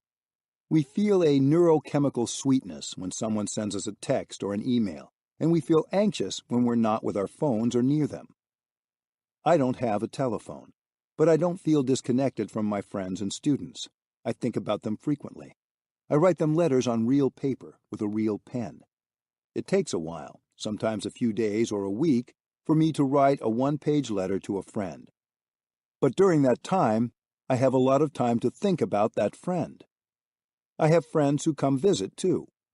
We don't talk as often as if they were calling me on the phone, But when we are together, we really value that shared time. I watch them and listen to them carefully. Their words are precious, because I will not hear them again for a while. Have you ever been with the kind of good friend with whom you don't even need to speak? To me, that is the deepest kind of friendship, a spiritual friendship. It is something very rare. A good spiritual friend is in a certain sense your teacher. A real teacher is someone who has freedom and no fear of silence. That person need not be called a teacher, and he or she may be younger than you. If in your life you have even one good spiritual friend, you are very fortunate. It's said that to meet a good spiritual friend is something as rare as the opening of the Udambara flower, an event that happens only every 3,000 years. The Udambara flower's botanical name is Ficus glomerata. The plant belongs to the fig family. When we meet a good spiritual friend, we have to know how to benefit from that friend. That person has awakened understanding, happiness, and freedom, and we can take refuge in him or her while we water our own seeds of awakened understanding and freedom. We will find in the end that we don't need emotional or material comforts much. We don't need our spiritual friend to compliment us or to phone us every day. We don't need store-bought presents or any special treatment from that friend. We have to use our time well. If we waste our time with trivial expectations, we won't be able to profit from the true gifts of spiritual friends. We can gain valuable wisdom by observing how they behave in different circumstances. We can experience for ourselves the awakened understanding that they enjoy. We don't have to sit next to them all day long, or press them to acknowledge us and give us attention. We can simply savor their presence without needing them to do or give us anything. A good spiritual friend could be anyone. It might not be the person you'd expect, but when you find a friend like this, it's a great happiness. Nurturing a loving silence. If you live with someone, you may know the kind of comfortable silence that comes from being used to one another. But if you don't take care, this comfort can cause you to take the other person for granted. Antoine de Saint-Exupéry, the author of The Little Prince, wrote, "Love does not consist in gazing at each other, but in looking outward in the same direction." I don't think sitting in a room together staring at the TV is what he had in mind. Maybe the reason we're both staring at the TV is because looking at each other doesn't bring as much happiness as it once did. When we first met, we thought our beloved was delightful. He or she was the angel of our life, and we said, "I can't live without you." Hearing each other's voices was like hearing sweet bird song. Seeing each other was like the sun coming out. Now, looking at each other and hearing each other no longer brings us joy. Maybe we've had too many arguments and not known how to reconcile and find our happiness again. If we keep watching the TV instead of finding a way to reconnect, things will only get worse with each passing year. One time, a woman came to interview the sisters of New Hamlet in Plum Village for the French edition of Elle magazine. One day, as the journalist was talking with them, I came by to visit, so she took that opportunity to interview me. She wanted me to talk about meditation and mindfulness, but I felt inspired to offer a different sort of practical exercise. This is what I proposed to the readers of Elle as a practice. This evening, after your meal, when your husband turns on the television, practice breathing in deeply, calming your body and your mind, and then say to him with a smile, "Darling, would you mind turning off the TV? I have something I'd like to talk with you about." With loving speech, you address him like that. He may be a little annoyed. He's waiting for you to start a quarrel or something like that. After he turns off the TV, you continue smiling and say, "Darling, why aren't we happy as a couple? It seems like we have everything. We both have good salaries, we have a beautiful house, and enough money in the bank. So why aren't we happy? Can we take a few minutes to reflect on that? We started out very well. There was happiness. Can we talk together to find out the reason our happiness is gone, and can we find a way to make things better?" That's meditation. That's real meditation. Normally, we just blame the other person, but in any relationship, both people are co-responsible for the course it takes. Neither partner knows how to nourish love and happiness. Most of us don't know how to handle suffering, or help another person handle suffering. So I told those L readers, for the sharing to be useful and good, you have to be prepared to say something like, I have made mistakes. I have thought, spoken, and acted in ways that have harmed our happiness and damaged our connection. When we find ourselves struggling in a relationship, we need to come back to ourselves and take a close look. If we can recognize where our way of thinking, speaking, and acting has been detrimental to the relationship, we can tell the other person we're sorry. With sincerity and mindfulness, we can express our desire to begin anew. The practice I described to the journalist can be done in every home. It starts with our turning off the television and sharing. Using normal language, we look deeply together into our situation. You might like to initiate such a conversation yourself. When a couple is suffering and they're looking in the same direction, it shouldn't be the direction of the television. True lovers should look in the direction of peace. We all need to practice nourishing our love and helping each other handle the suffering that is there in ourselves, in our partner and friends, and in the world. People are suffering all around us, and we have to offer our support. This is possible to do. And whenever we help people suffer less, our happiness grows. In Plum Village retreats, there are always couples in attendance who are at the point of breaking up. Signing up for the retreat is their last resort, and every time after a retreat of 5, 6, or 7 days, there are always partners who are able to reconcile. That nourishes everyone's happiness. You and your partner are lovers. You can dream, think, and act in ways that help others suffer much less. Once you know how to nourish happiness and handle suffering in yourself and in your partner, the two of you can go on to help others. That is looking in the same direction. That consolidates and increases your happiness. The music of silence. In music, there are moments of rest, of no sound. If those spaces weren't there, it would be a mess. Music without moments of silence would be chaotic and oppressive. When we can sit quietly with a friend without saying anything, it's as precious and important as the resting notes we need in music. Silence shared among friends can be even better than talking. Trinh Quang Xuân was a beloved singer-songwriter born in 1939. He has been called the Bob Dylan of Vietnam. It's said that when he died in 2001, hundreds of thousands of people gathered for a spontaneous funeral concert. That would make it the highest attendance event in Vietnamese history after the funeral procession of Ho Chi Minh. Trinh Quang Xuân was fatigued by noisiness, even when it was shouts of praise and applause. He cherished the silent moments. He wrote, "There are some friends whose presence is like the resting notes in music. It gives a sense of ease, freedom, bliss. You don't have to make meaningless small talk. You feel totally yourself and comfortable." Trinh Quang Xuân relished those times when he could just sit with a friend without having to do or even say anything, and just be nourished by friendship. All of us need friendships like that. In Plum Village, we love to do sitting meditation, especially as a community, as a spiritual family. During sitting meditation, we don't talk, yet many of us feel that sitting with 3 or 4 people or more is more joyful than doing sitting meditation alone. Sitting in stillness together like that, everyone is nourished by each other's presence. The classic lute song of ancient traditional Vietnamese music tells the story of a woman who is playing the lute and then at a certain moment stops. The song says, "Tu toi va tan tang ho tan." Tu toi means right now. Va tan means absence of sound.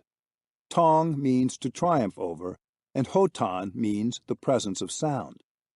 The song is saying that at that moment, when the lute player stops, the soundless wins over the sound, or sound yields to silence. That space between notes is very, very powerful, very meaningful. It is more eloquent than any sound. The soundless can be more pleasant, more profound than sound. Trinh Quang Xuân felt the same thing. One of my American students shared with me similar comments made by American saxophonist David Sanborn in an interview. Referring to his fellow saxophonist Hank Crawford and the renowned composer-trumpeter Miles Davis, Sanborn said, "Hank understood that the space you leave is as important as the sound that you make. And then when I heard Miles Davis, I gravitated to his simplicity and his use of space and not having to fill all those spaces." Ananda and the music of relationships. Relationships and communication are also a kind of music. Sitting with friends, you don't need to say anything. If you have understanding and can enjoy the true presence you offer each other, that is enough. I am convinced that during those miserable years of the wars in Vietnam, Trinh Quang Shun's greatest consolation was the quiet moments with his friends. But if a person doesn't know how to sit like that, if he knows only how to pour one alcoholic drink after another, then those kinds of moments will never be available to him. One time when the Buddha was staying at the Jetavana monastery in India, while the 200 resident monks were preparing for the annual rainy season retreat, 300 more monks arrived from Kosambi. The monks were all happy to see each other again and were talking together loudly. Hearing the noise from his room, the Buddha asked his senior disciple Shariputra, "What is all the commotion?" Shariputra answered, "There are some brothers coming in from Kosambi. They're celebrating their reunion with a lot of loud chatter and losing their mindful manners. Please forgive them." The Buddha said, "If they're going to be that raucous, they have to go elsewhere. They cannot stay here." The Buddha wanted to teach the monks about using their energy in more conscious and meaningful ways. Shariputra announced to the monks what the Buddha had said.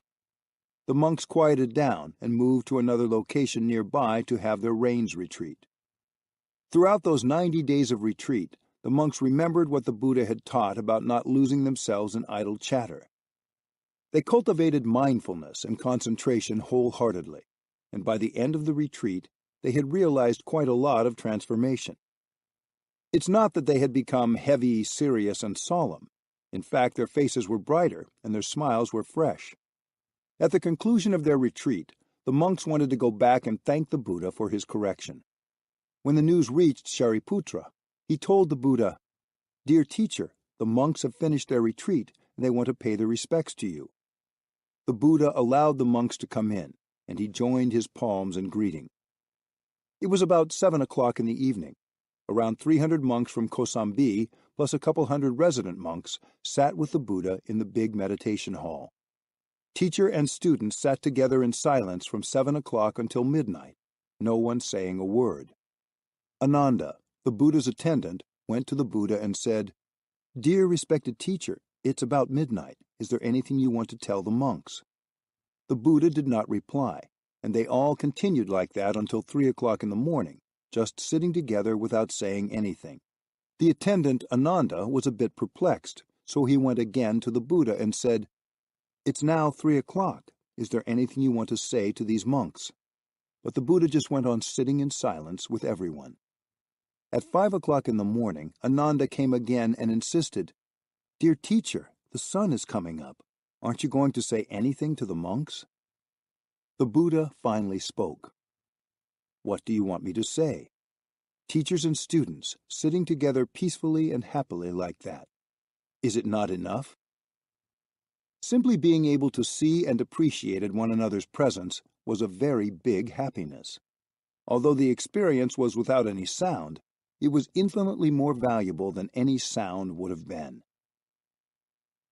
Coming together in silence.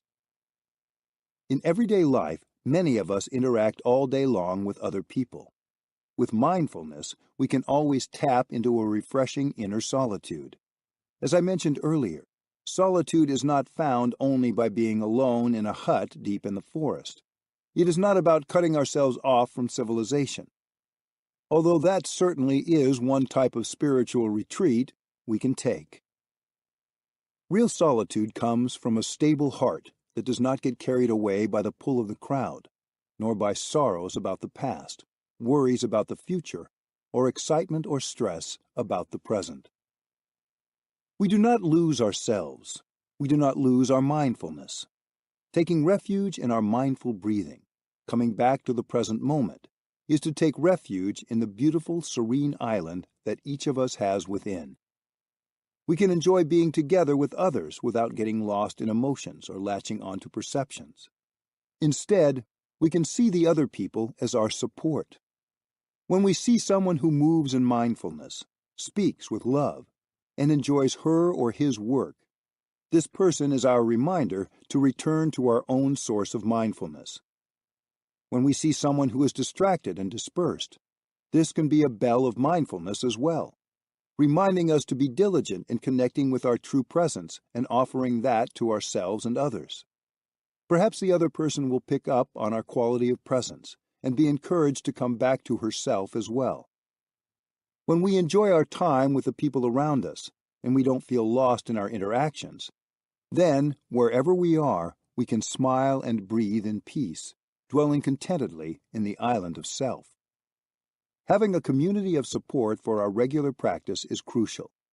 If we can have the opportunity to sit with other people and allow the collective energy of mindfulness to embrace our suffering, we are like a drop of water flowing in a vast river, and we feel much better. The most precious thing we can give to one another is our presence, which contributes to the collective energy of mindfulness and peace.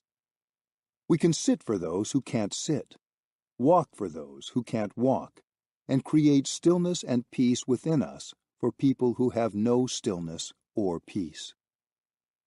We may not have to do anything at all for the knots inside us to loosen and untie themselves in such an atmosphere. Healing oneself and healing the world at the same time really is possible with every awakened step, with every awakened breath. Developing collective habits. Collective consciousness can be a toxic food or a wholesome one. Collective habits of thought, speech, and action likewise can be either healthy or unhealthy. If we make a commitment together, as a group at work or as a family or with friends, to breathe mindfully before we answer the phone, or to stop and listen when we hear the sound of a bell, a phone ringing, a clock chiming, a siren, or a plane overhead, these become beneficial collective habits. Collective habits can be very powerful. We can support one another to stop following old, unhealthy habits and go in a better direction. Together, we can stop our thinking and focus on our breathing. We can support each other to breathe in gently and concentrate on our in-breath, to breathe out gently and pay attention to our out-breath. This is something very simple to do, but its effect is great. If everybody stops the thinking and breathes together with awareness, then automatically we are no longer isolated individuals. We are a joyful collective. We don't act as a collection of separate bodies. We act as a community, a superorganism. A new level of energy is generated that is even more powerful than the energy we produce when we mindfully breathe or walk by ourselves. When we allow our body to relax and allow the collective energy of mindfulness and concentration to enter, healing can happen easily. When we have a frustration, opening our body and mind and allowing the collective energy of mindfulness and concentration to come in can be profoundly healing. Nourishing others. We can learn how to generate a powerful and healing silence, not only in our families or even our local practice groups, but also in our larger communities. If you are a school teacher, you should know how to nurture that kind of noble, refreshing silence in your class. If you are a business or community leader, you can propose beginning each meeting or each workday with this kind of silence. When I was in India in 1997, I visited the President of the Parliament, and I proposed to him that he introduce into legislative sessions the practice of listening to the bell, breathing, and smiling.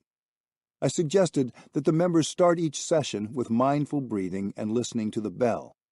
I recommended that every time the discussion got hot, when people weren't capable of listening to each other anymore, they could invite the bell to sound so that the whole assembly would stop talking and practice mindful breathing to calm themselves before they began discussing and listening again. 10 days later, he formed an ethics committee to oversee that kind of civilized practice in the Parliament. If we carve out little moments of spaciousness in the various activities of our lives for this kind of quiet, we open ourselves up to the ultimate freedom. We're no longer jostling for position or for fame in the hope that these things will make us happy. We can be happy right now. We can have peace and joy in this very moment. Even if we have been restless our whole life and we have only 2 minutes left before we die, in that time we can stop our thoughts, take mindful breaths, and find stillness and peace. But why wait until we're on our deathbed to become present and treasure the miracle of being alive? Practice. Sitting for the sake of sitting. Sometimes people say, "Don't just sit there, do something." They are urging action. But mindfulness practitioners often like to say, "Don't just do something, sit there." Non-action is, in fact, also action. There are people who don't seem to do much, but whose presence is crucial for the well-being of the world. The quality of their presence makes them truly available to others and to life. Non-action for them is doing something. You may sometimes find yourself longing to sit and do nothing, yet when the opportunity presents itself, you may not know how to enjoy it. That's largely because our society is very goal-oriented. We tend to always be going in a certain direction and having a particular aim in mind. Buddhism, on the other hand, has a certain respect for enlightened aimlessness. That teaching says you don't have to put something in front of you and run after it, because everything is already there inside you. The same is true with sitting. Don't sit in order to attain a goal. Each moment of sitting meditation brings you back to life. Whatever you are doing, whether it's watering the garden, brushing your teeth, or doing the dishes, see if you can do it in a way that is aimless. It's okay to make a wish, to have an aim, but we shouldn't allow it to become something that prevents us from living happily in the here and the now. Sitting in silence can be wonderfully aimless. You can also practice guided meditation in a way that is aimless. Here is a meditation that helps cultivate spontaneity, freshness, solidity, clarity, and spaciousness. Breathing in, I know I'm breathing in. Breathing out, I know I'm breathing out. In, out. Breathing in, I see myself as a flower. Breathing out, I feel fresh. Flower, fresh. Breathing in, I see myself as a mountain. Breathing out, I feel solid. Mountain, solid. Breathing in, I see myself as still water. Breathing out, I reflect things as they are. Water, reflecting. Breathing in, I see myself as space. Breathing out, I feel free. Space, free.